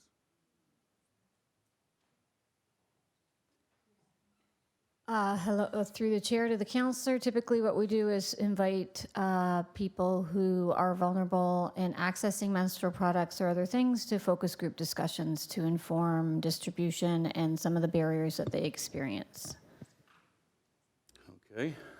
And we're not specifying which recreation centers in this motion. We're just talking about select, right? Correct. And so I need to understand when the report comes back, is it going to look at income base? Or is it going to be what the first sentence says, all municipally run facilities? Paul Johnson. Through the mayor, the first sentence does not limit us to that. We would certainly look at ways of limiting the scope, the impact on staff and centers and cost, and that might include looking at limiting the populations that were eligible. So we have a number of things to do, but you're quite correct. A doesn't specify what the parameters are. It simply says options. So I've informed you verbally that we're going to look at a variety of options, but those options would include a number of ways of going about it. Okay, thank you. So we're back to, on the main motion, all in favor, electronic vote, and any opposed?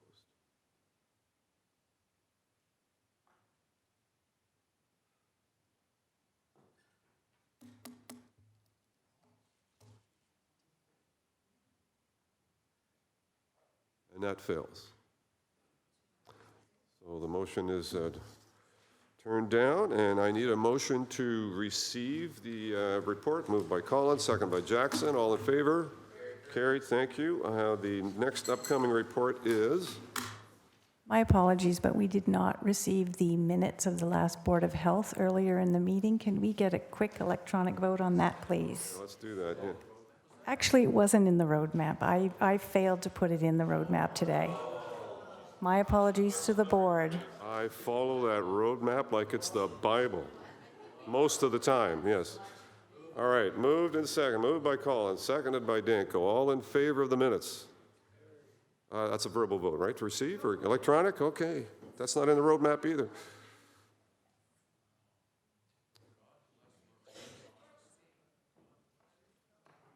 Okay, Councillor Farr, there we go, thank you. Thank you, and we're going to turn to item 7.2, which is epinephrine auto-injector expansion in restaurants. Councillor Ferguson on the report. Okay.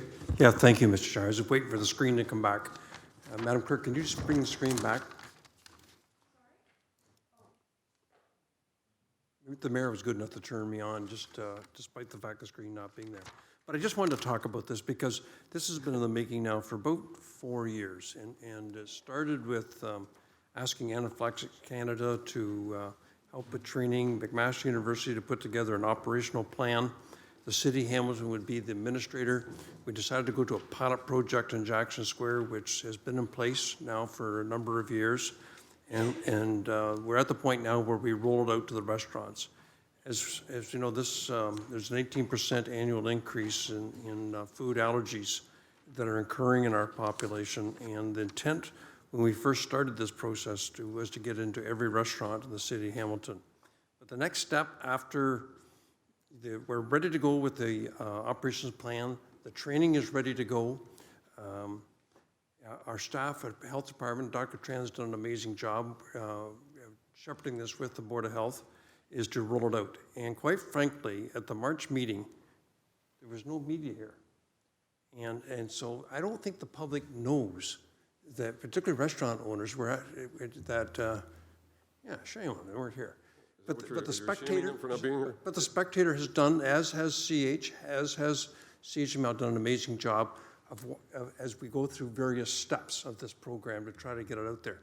But it never got any attention when we announced that at the March meeting that this is now ready to go to the restaurants. So we only have 10 signed up so far. And our goal is to get 50 for this phase of the pilot. We're rolling out to 50 restaurants. The only expense the restaurants would have is to purchase the pens. Our health department would do the administration, McMaster has the operational plan, and Anaphylaxis Canada would do the training. So my hope is that we can get more attention and get the interest in the community up.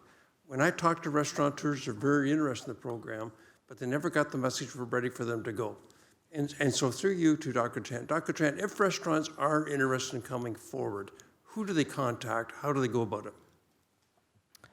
Through you, Mr. Mayor, there is the website that's on there, and they can contact me personally. The only issue is timing perspective, because we have the ones that were interested. We're communicating with them in terms of their preference on days and times, so that we can hopefully hold the training session within the next month or so. So it would have to come quickly. We want to make sure that we, for those that have already signed the agreements, that we're moving forward. And just to get it out the broadcast, because the tape could be played back, is what is the web address? www.hamilton.ca/SEAPP. Okay. Or they can email me at nin.tran@hamilton.ca. And if restaurants want to call in or register, it's 905-546-2424, extension 7113. 4113? 7113. 7113. So hopefully by having this broadcast out today and having mainstream media here, that this will in fact get out there to our restaurants, because I'm sure there's a lot that want to participate. And the goal of this is to save lives, because if you had an anaphylactic attack, what happened to our young girl, Miss Maggie, at Mapleview Mall, first responders don't have time to get there. And if they're in the restaurants and some staff are trained on how to administer it, it's very simple to use, but they'll receive the necessary training, it could save lives. So I just appeal to everyone to encourage restaurants to participate. And the media have been listening intently. I'm sure they're going to broadcast that broadly, I have no doubt. Thank you very much. Moved by yourself, seconded by Councillor Johnson to receive that report. All in favor? Carried, thank you. Item 10.1 is an amendment to prohibit smoking cannabis and vaping within city parks and recreational properties. Moved by Pearson, seconded by Johnson. All in favor? Electronic vote, please.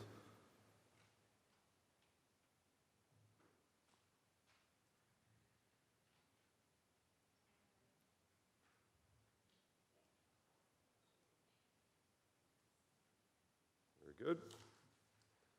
Thank you, that's approved. Item 10.2 is Clean Air Hamilton 2019 funding.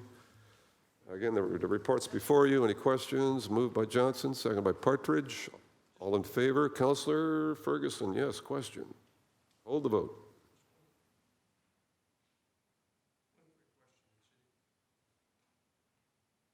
Yep. Request, if you would. Thank you. There you go. So it's about $35,000. I just want to make sure from staff this is in our 2020 or 2019 budget. Through you, Mr. Mayor, thank you for the question, Councillor Ferguson. Yes, this is a budget item. Thank you. Thank you. So back to the vote. All electronic vote. Motion to approve.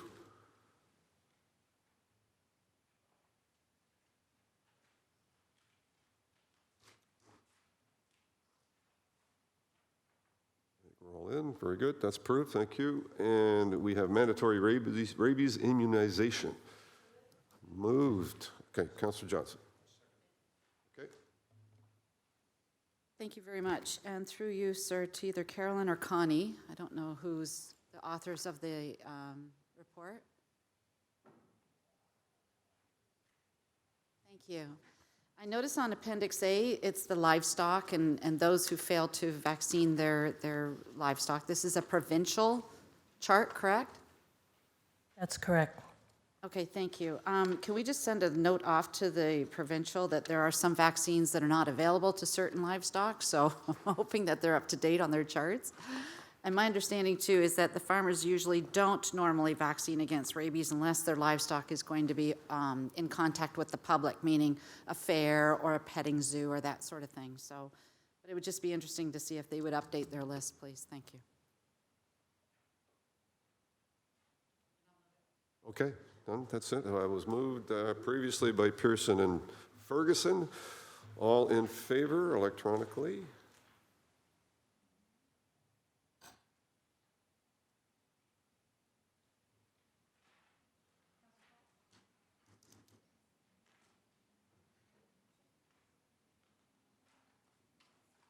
Okay, that's carried. Thank you. So on the update on provincial funding issues, Dr. Elizabeth, if you would, kind of guide us on some of your current knowledge on where we're at. The floor is yours.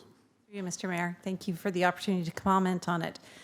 You'll have seen the information that was sent out earlier around the changes that are anticipated in including the province's proposal to move to 10 regional entities and to shift the funding formula over the next 3 to 4 years, such that at the end state it's 60-40 cost shared between the province and the municipalities.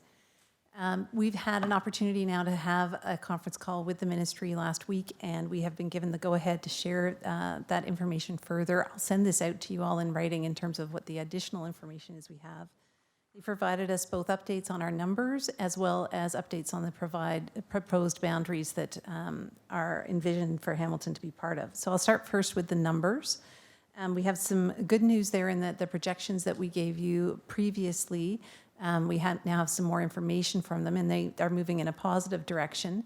So on the overall base funding for public health, they have taken into account some of the funding that has been provided on an extra basis by this council over the years. You've consistently funded over the existing level of subsidy that the ministry has beyond the 75, 25, and 100% ratios. And so some of that will be taken into account in the new numbers, so that is good news.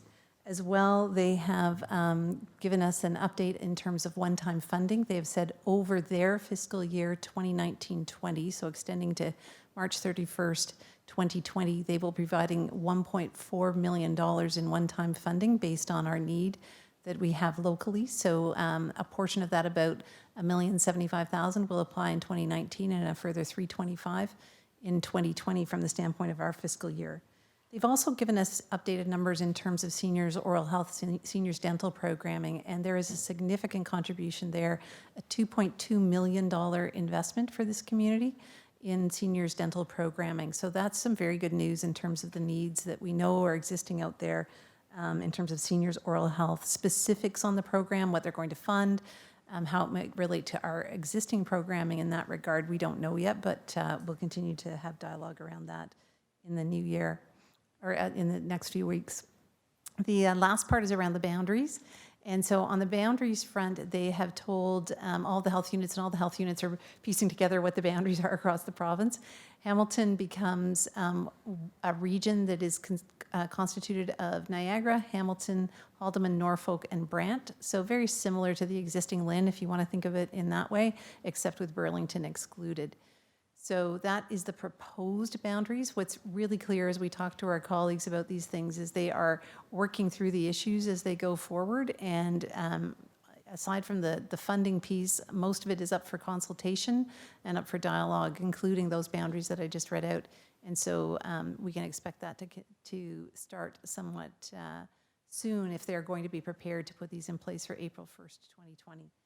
So I think that's the major part of what we have, all the numbers that we have. We are still having some dialogue with them about other funding that we have and what might be eligible for cost sharing and that sort of thing. So I don't have specifics for you today on exactly what the impacts are, but they are lower than what we had provided earlier at the $2.4 and $3.3 million impacts for 2019 and 20. And once we get some specific numbers nailed down, we'll provide them to you. The funding letters themselves, we still anticipate getting those in June, and that will, of course, be the final word on the province's aspects there. Okay, thank you. And so the intention then ultimately is that the LHINs would disappear and the boards of health in that kind of geography would replace that.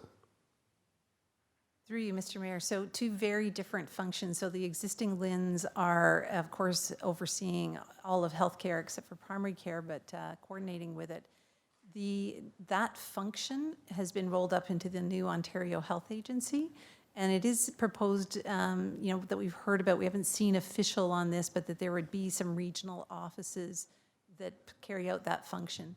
These boards would be entirely separate and would continue to be public health boards. And there will be 10 of them. They will align, they're going to try and align them with whatever those new boards are, just from a coordinating perspective, but they would be entirely separate from a functional perspective. Okay, thank you. And ideas of representation they really haven't gotten to yet.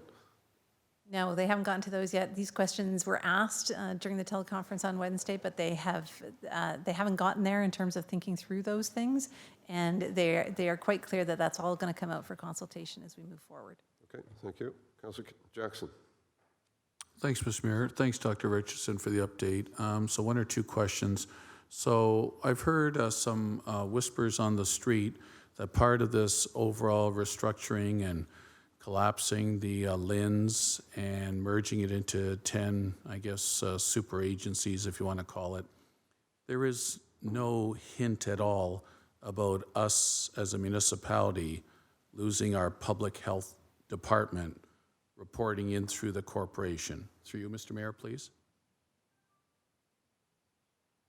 Through you, Mr. Mayor, I wanted to make sure I understood the question correctly. If I understood, you're asking whether this city would lose its health department? Correct. That is exactly what would happen through this restructuring. And so what is proposed going forward is the autonomous boards of health At this point specifically, whether or not staff would remain the staff of the city vis-a-vis become the staff of a new entity isn't known for sure, but that is the sort of thing that has been talked about if you use the expert panel as guidance on that. And so that is going to be one of the things to dialogue about as we go forward. So, Elizabeth, if you said it in your professional medical language in your opening remarks, I apologize, I didn't detect that. That's why I bluntly asked. Word on the street was we're losing our Board of Health and our Public Health Department from the corporation, and you just now bluntly said, yes, we will. And I've got a serious problem with that, Mr. Mayor. It's one thing to have umbrella agencies, it's one thing to have district health councils, whatever you want to call them. It's another thing to have grassroots, on the ground, public health services, doing good work with our school boards, within our municipal buildings, whatever the case might be, providing policy, direction, obesity, whatever the issues are, directly through our corporation, funded by municipal taxpayers, getting direct results to the local citizenry through their municipal government. This is extremely bothersome to me, and I want to know how potentially we can oppose this, and is there any last-minute appeal or still opportunity, Dr. Richardson, for a municipal government, a Board of Health currently, to provide commentary? Through you, Mr. Mayor. Through you, Mr. Mayor, there will be many opportunities from what we'd heard from our provincial colleagues in terms of providing comments on all of these issues. I would say they are quite aware of the importance of local public health. So from the standpoint of staff being in the municipality, doing the inspections they do, providing the dental services that they do, doing the nurse-family partnership program, the Healthy Babies, Healthy Children visits, all of the good work that's done in collaboration with the school boards and all of those partners that we work with, they understand that public health happens locally. They are interested in having some coordination of more of what they call back office functions, IT, human resources, finance, and they feel that there are some other things that could be coordinated better in terms of health promotion programming and that sort of thing, some of the analysis. And so that's sort of their vision of it in terms of what we hear from them. We do, as I said, anticipate there will be multiple points for comment. You can make comment to them at any time as well, of course, as the board decide to send something in terms of comments in that regard. Will you keep us posted, Elizabeth, please, as to so we don't miss any deadlines? Again, I'm speaking for myself, maybe the rest of my colleagues think this is a great idea to lose our Public Health Services Department, but for me, will you at least keep us posted on the deadlines of which we can provide commentary? Because your network with your MOHs across the province, you all talk together, but we as a Board of Health may not know unless you continue to provide that input for us. Through you, Mr. Mayor. Through you, Mr. Mayor, that's absolutely, we'll keep you apprised as deadlines come up and issues go forward. I think it is really important. This is exactly the sort of stuff that we envisaged when we talked about having a vice chair on board to participate in those sorts of consultations and to be there as well from a board perspective as we go through those things. And so now if we're having somebody attending at those Alpha Board of Health meetings where the group gets together as well. Just one thing to add as well. You know, in talking to our colleagues, we've said, you know, what if public health staff stayed tied more closely to the municipality? And again, they have said they are open to considering things that are put forward and, you know, that again would be part of the consultation process. And lastly, Mr. Mayor, Dr. Richardson, what's your current budget through the municipalities? Around 50 million? What is it, please? Through you, Mr. Mayor, for the mandatory programs that are being referred to in this, it's about 9.9 million. But what's your overall budget, please? Mr. Mayor, for the mandatory programs that are addressed through this, about 38.9 million, and overall public health services budget is about 50 million.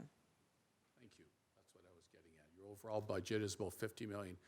If the Ford government gets what they desire of removing public health departments out of the municipal corporation, would they want the funding as well to go with them to these super agencies, Mr. Mayor? Through you to Dr. Richardson, even if she wants to give me a hunch of what she feels that direction might be. And that's my last question. Thank you.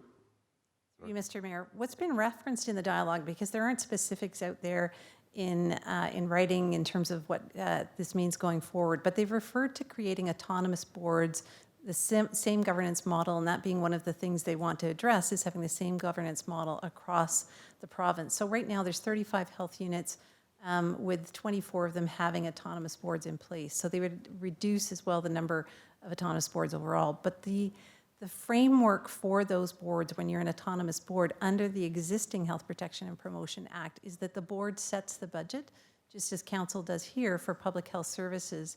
And the province may make grants to fund those programs and services, just as we experience here. And then in those autonomous boards, the board sends the, I think I'll just use the colloquialism that's been used out there in the media, but essentially the board informs the municipalities that are part of that new region of the amount that they would pay towards those expenses.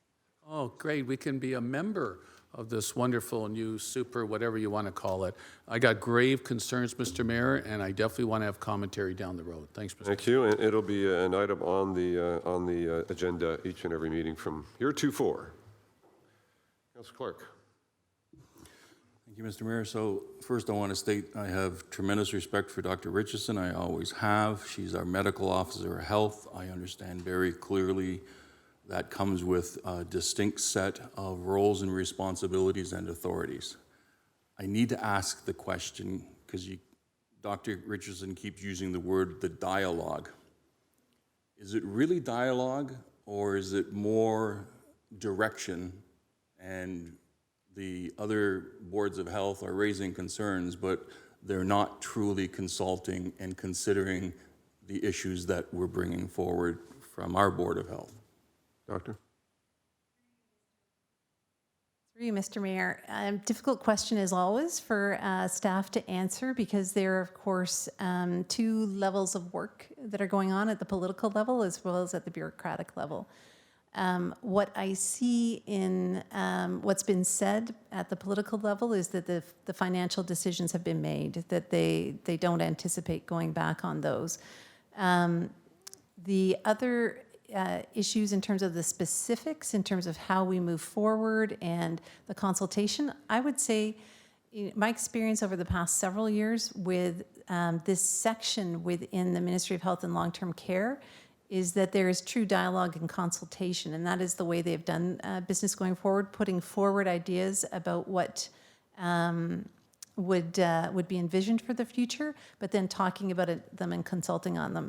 In terms of how specifically this government will make its decisions as it goes forward, I can't tell you exactly how they will do that, but that has been our experience in working through with our colleagues at the provincial level. Councilor Clark. So from Alpha, we have many doctors and nurses who provide insight to the association. Are they participating in these discussions? Through you, Mr. Mayor, yes, absolutely. There are ongoing discussions that are being had amongst the Board of Health. The Mayor has participated in the Board of Health section teleconferences to date. As well as we move forward, there will be an Alpha General Meeting in June that it would be good to have somebody there from a board's perspective to talk further about that. Traditionally, the provincial staff do appear at those meetings for dialogue. I can't tell you what may happen in terms of the agenda for this particular year and what choices they will make, but that's often an opportunity to talk more about it as well. Our public health department here and our medical officer of health and associate officers of health, they do an awful lot of work with potential communicable diseases within our community, the spread of such diseases, STDs. I'm finding it challenging to see this as an improvement in the regime, going from a set of doctors and nurses who work with those issues locally and understand the local scene very well, to a Board of Health that now represents Haldimand, Hamilton, Niagara, and Brant. And inherently there seems to be a miss there, because if a part of our role, your role, doctor, as a medical officer of health, is to prevent the spread of communicable diseases, why isn't that front and center when the discussion is being had about this type of governance change? Because it is going to create a much larger issue for us down the road when we don't have the people with the historical information at the local level when we face some type of outbreak. Doctor? Through you, Mr. Mayor, I think those are all very good points about the importance of local information, local dialogue, knowing your local partners, knowing your local community. All of those things are such an important part of public health and how it's practiced. And so absolutely moving forward, our input is that local presence, maintaining those relationships, having as least disruptive a change as we move forward from that standpoint is a really important aspect to this. So I would say that would extend to the point of having local leadership that is here, that can dialogue with council and work with council as well as with school boards, just as we have been doing with hospitals, with the new Ontario Health teams, with the many, many agencies that are here that serve Hamiltonians. That is a critical part, whether we're talking about communicable disease control or tobacco control or health promotion and active and safe routes to schools. All of those things. It was interesting when we were doing the work for the Ontario Health teams, my colleagues here around this table asked us, or provided me some information to feed into that. And story after story really underscored the importance of those local dialogues, local relationships on building trust and creating action. And so absolutely that sort of presence, not just from the standpoint of, our public health inspectors are here or our public health nurses are here, absolutely that's vital, but all the way through when we talk about having people who understand and do the strategic level thinking when it comes to the issues that are here in Hamilton. And the areas within the region they've described, they don't have the same issues from area to area, and so tailoring in order to meet the local needs is important.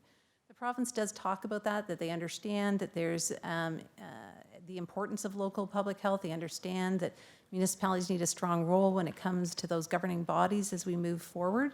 And that's input that will need to be continued to be stressed as we go forward. Could there be some benefit to having, particularly for our smaller health units where in Ontario where they don't have, say, the expertise we have here in Hamilton around epidemiology and the analytics and to have peers if you only have a couple of health inspectors because your region's very small, or to be able to trade off around holidays, absolutely, there's some benefits in that. But by far, the majority of public health is practiced at the local level and needs to continue to be practiced that way. And it's important to stress that, because I know that there's been challenges getting medical officers of health across the province. There's been different departments of health that have actually shared MOHs, and the province is aware of that. But address that issue. Don't dismantle large urban public health departments and create a risk that when there's an outbreak, we can't handle it the same because we don't have the local information that we used to have. And I have a real problem with us losing our medical officer of health here in the city of Hamilton. I think it's a fundamental role that we can't lose. And when we do lose that, and there is an outbreak, and we went through SARS, we saw how important it was to have the MOH present to help us through the process. We're flying blind here if we think that we can make these governance decisions unilaterally and remove a medical officer of health from each municipality, and now we're only going to have 10 of them. That, in my humble opinion, that there is a fatal flaw in the system that's going to result in lives lost when there's a contagion. It's that simple. And I'm finding it incredibly frustrating that the experts academically are not speaking up to the province and saying, wait a minute, think about this. Remember SARS? Remember how bad it was? We came out of that on the other side because of all the help from all of the medical officers of health across the province, plus the provincial MOH. That's how we did it. And to dismantle that, I think, is fundamentally flawed. So I have real problems with this, Mr. Mayor. I know you do too. We've talked about it. But going in this direction where, yes, there were issues in smaller municipalities, and fixing it for everybody, it's not going to work. There's going to be really fundamental problems with it as we move forward. Serious risk, in my estimation, that has not been discussed. Points, thank you. Councilor Partridge. Yes, thank you, Mr. Mayor. And this is very worrisome indeed, and I really appreciate the previous speaker bringing up the SARS issue, because that was one of the first things that I thought of was the impact of something like that happening. And it's not a stretch. It is by far not a stretch. My question, Mr. Mayor, is, Elizabeth, what should we be doing? I mean, we've been, asking questions, and I have a few more questions, but, we've been talking about it, but what should we be doing right now? Because this discussion, this is happening right now with the province, so what action do we need to take at this point? Doctor? Through you, Mr. Mayor, as we move forward, they are making decisions as they go. And so this first one, in terms of funding, that's the first piece, that there's true information or close to true information to comment on. But there are the beginnings of all these other issues about new regions, new governance models, what will it look like as we go? And to come out and talk about what's really important to this council in terms of what they want to see, what the vision for, what's an important vision for public health in Hamilton as we move forward, I think is a really important thing to communicate. And then to continue to put forward at each opportunity what it is that you would want to see, to understand what is up for discussion, to understand what they're proposing, and then to give good commentary back at each step along the way as this unfolds. It's going to take, realistically, they're looking at legislation to put in place the autonomous boards of health. That would have to happen sometime in the fall in order to have the autonomous boards in place for April 1st, which is what they've proposed. And then it's going to be whatever method of making decisions as we go through that and move forward to create whatever these new entities are. And, in other words, this is going to take years ultimately to figure it out, not to mention actually getting up and running whatever the new organization is. So the more that they can use principles that are based on, not, what was the expression we used to get asked during job interviews all the time? Change for change's sake, essentially. Yeah. But going with what works and making changes where they're most important is really key. So each of those steps, and starting to talk about within governance, within our programming, what it is that's really important to this board as we move forward. So thank you for that. And Mr. Mayor, so Elizabeth, are you suggesting that we need to put something in writing that we need to put forward? I know you're certainly communicating this, but does this this Board of Health need to put something in writing? For you, Mr. Mayor, that would be something worthwhile, I think. All right, so Mr. Mayor, I'd be quite happy to bring that motion forward at council. I'll work with Elizabeth on the wording between now and then, and look for a seconder between then. Just a couple of questions, if I can. So if we go down to 10 boards of health, and assuming that, are we going to be looking at one medical officer of health for whatever unit is in this area? Through you, Mr. Mayor, the answer on that and all of the senior staff as well as staffing beyond that is not clear at this point. And so, there has been in some of the stuff that all of us watch on TV and that sort of thing that talk about, well, we don't need to have, 35 medical officers, we could have 10. But we know, just as you see here, there's more than myself who's looking after all of the issues that come up in a health unit like Hamilton. We know that at least at the associate level, if not a local medical officer level, that there needs to be more than that. And in the expert panel, that's what they did in that one, was have regional MOHs and local MOHs. So there's some ideas out there about what could be models for moving forward, but I would suggest to you, just knowing the volume of issues that we deal with here in Hamilton, that is an important thing. And I do say again, not just from the medical officer standpoint, but from the senior staff standpoint, in order to have the dialogue with all of our partners and all of those things, those are important to have. Yeah, and thank you for that. Those are all very, very valid points. Our public health staff, the office space that we've got across the road, is the physical structure going to change? Do you get that sense? I know that these are very early days right now, but we have a long-term agreement across the road, and Through you, Mr. Mayor, you can imagine across the province how many buildings are leased by public health organizations, and some of them are owned by those organizations. And so sorting out from a physical space perspective what makes most sense as we move forward.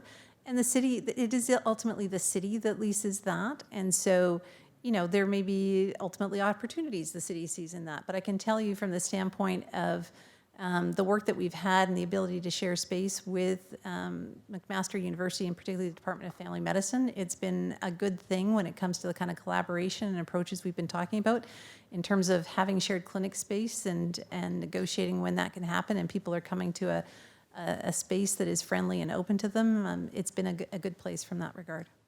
No, and I agree with you. It is a great space, but, you know, at this point, there's so many questions and being up in the air.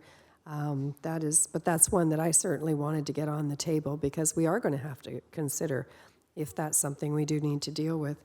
Is it your sense that the Board of Health, as we know it around this table, is going to be dissolved?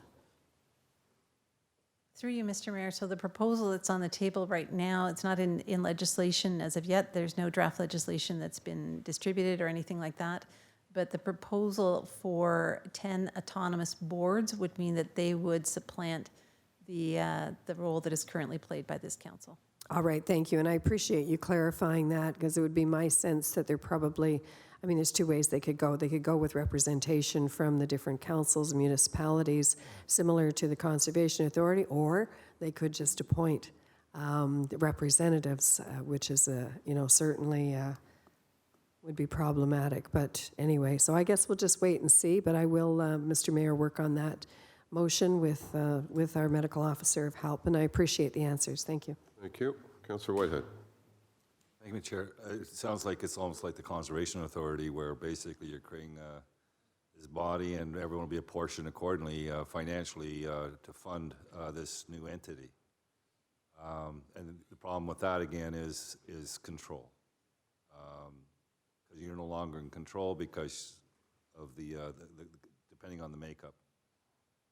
I have a couple areas that I want to focus on. One is you indicate there's a lot of consultations going on right now, and it's concerning, and I say this in the most respectful way. There are councillors here that have been on this health board for 15 years. I have 15 years or more, corporate memory in regards to the issues and the responses and so forth. So at those intersects of consultation, I appreciate we have a new champion, and I know that person will do a great job, but doesn't have 15 years of corporate memory. Is there an opportunity for other councillors to participate in those intersects of consultation and so forth? Through you, Mr. Mayor, there's two sorts of lines of consultation, I would say. One is the discussion at the Board of Health section with Alpha, where, different Board of Health members from across the province get together to dialogue. I don't believe there's any limit on the number of Board of Health members that can participate from any given organization in that dialogue. The second is the consultation that will occur as they move forward directly with the ministry when the ministry is going out and asking questions. And so, it will have to see what form that consultation takes place in. It may be that it's mostly written questions, as it was for the expert panel, where we could send back things. It may be that they come out like they did for the standards and they hold consultations in each area and have people participate and Board of Health members participate in that. So there are all sorts of different forms of consultation that could come up, but at every step of the way, we would look to make sure that as much participation as possible could happen in each of those, whatever format it would be. So for example, in the expert panel case, this board provided some specific feedback that was sent on to the ministry. In the case of the province coming out on the standards, you were there at that consultation to talk about what was going on, and there weren't any limits in terms of who could be there. So I think, those are good ideas about how we might move forward in terms of consultation. I appreciate it, and I think there's a separation, though, let's be clear.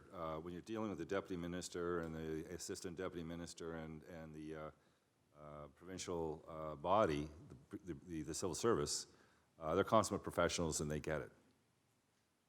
And so I'm not in a panic in the context of this new construct. As long as our issues are being addressed through some very solid, comprehensive principles. And usually you capture that in it. So one of my concerns would be, proportionally, I would think we're probably going to be the biggest funder of this new agency within the region they identified. So proportionately, we will have less say in the decision-making on the board, but perhaps be one of the largest funders of the board. Is that a potential within this dialogue? Through you, Mr. Mayor, with no parameters having been given in terms of what's going forward and knowing that each health unit has had dialogue about what the impacts are, but we don't have those shared yet across the province, it's hard to answer either of those questions. I'm dealing with principles now.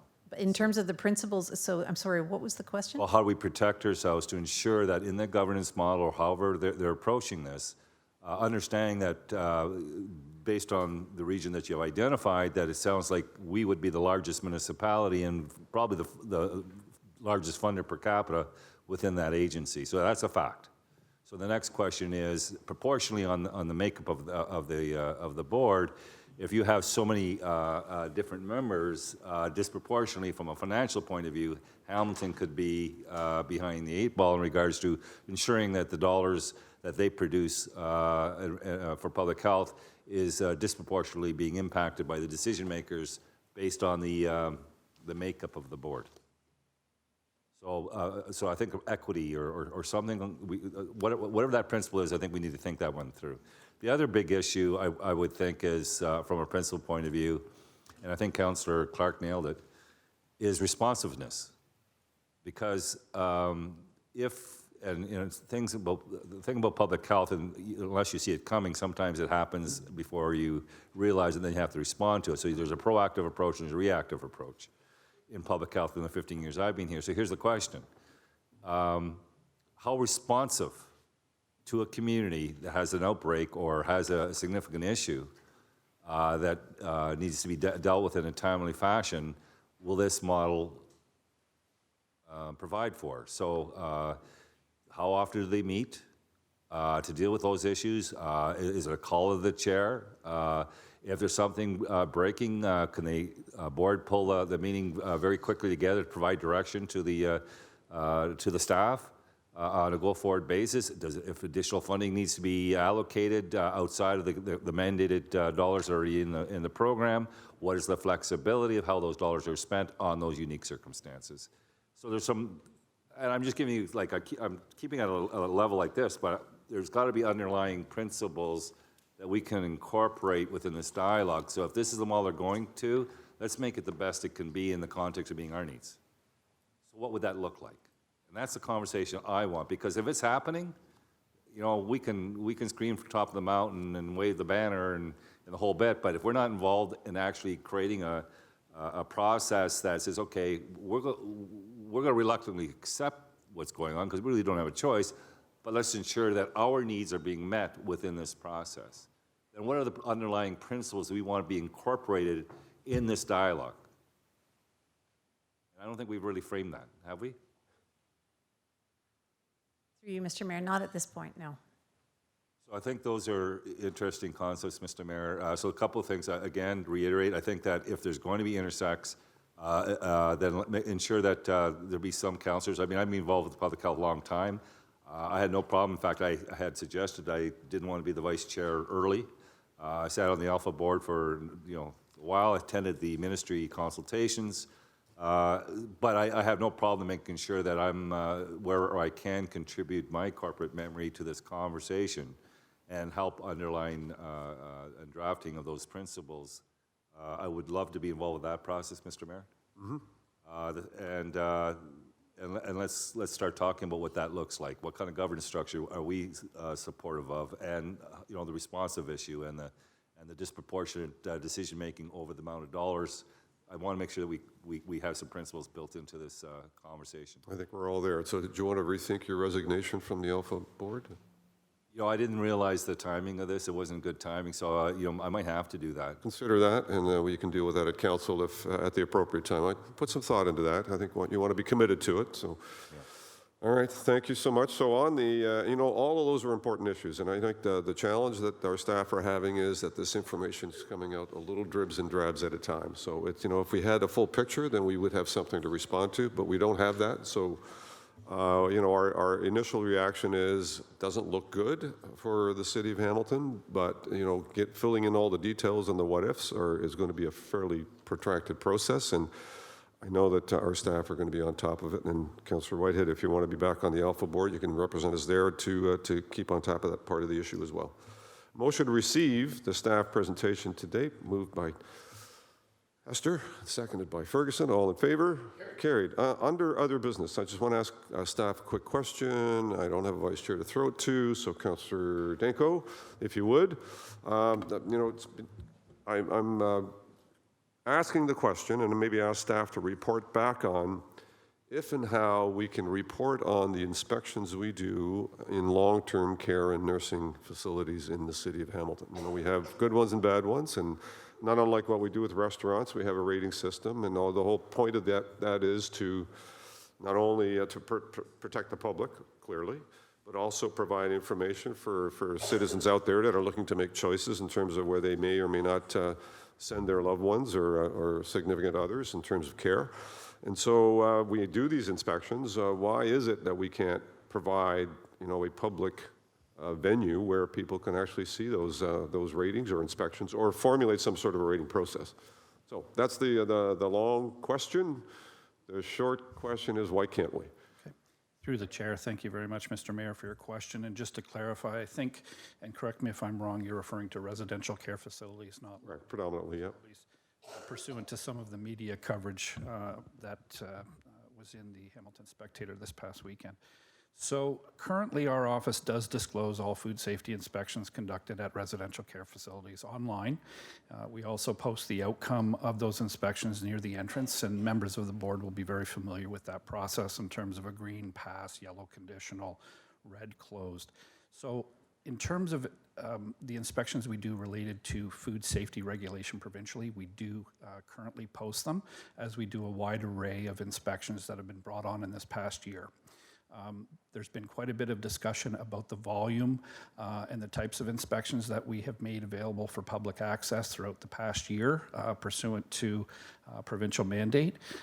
One area within the residential care facility inspection load that we currently do not disclose or post concerns nursing inspections carried out under the municipal bylaw Schedule 20 for those premises.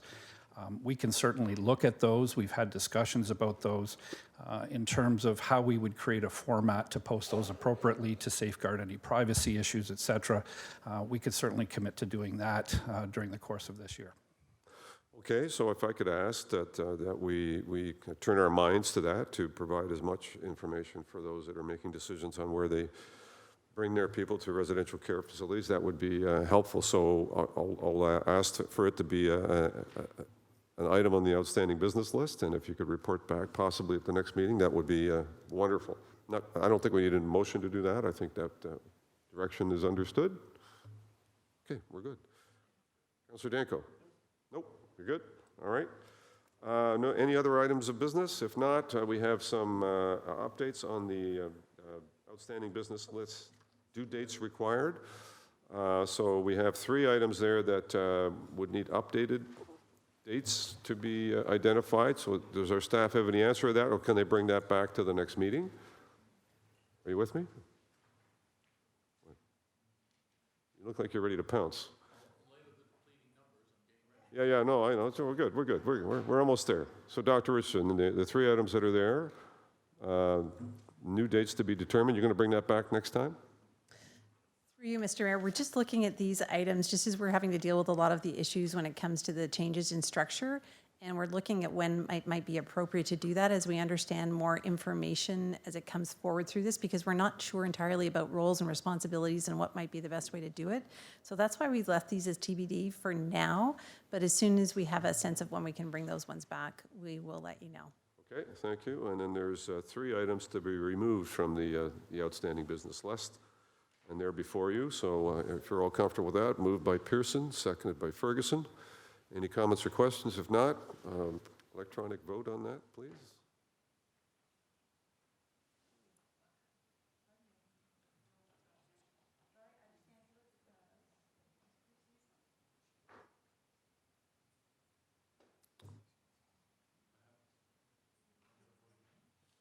Moving the items from the outstanding business list.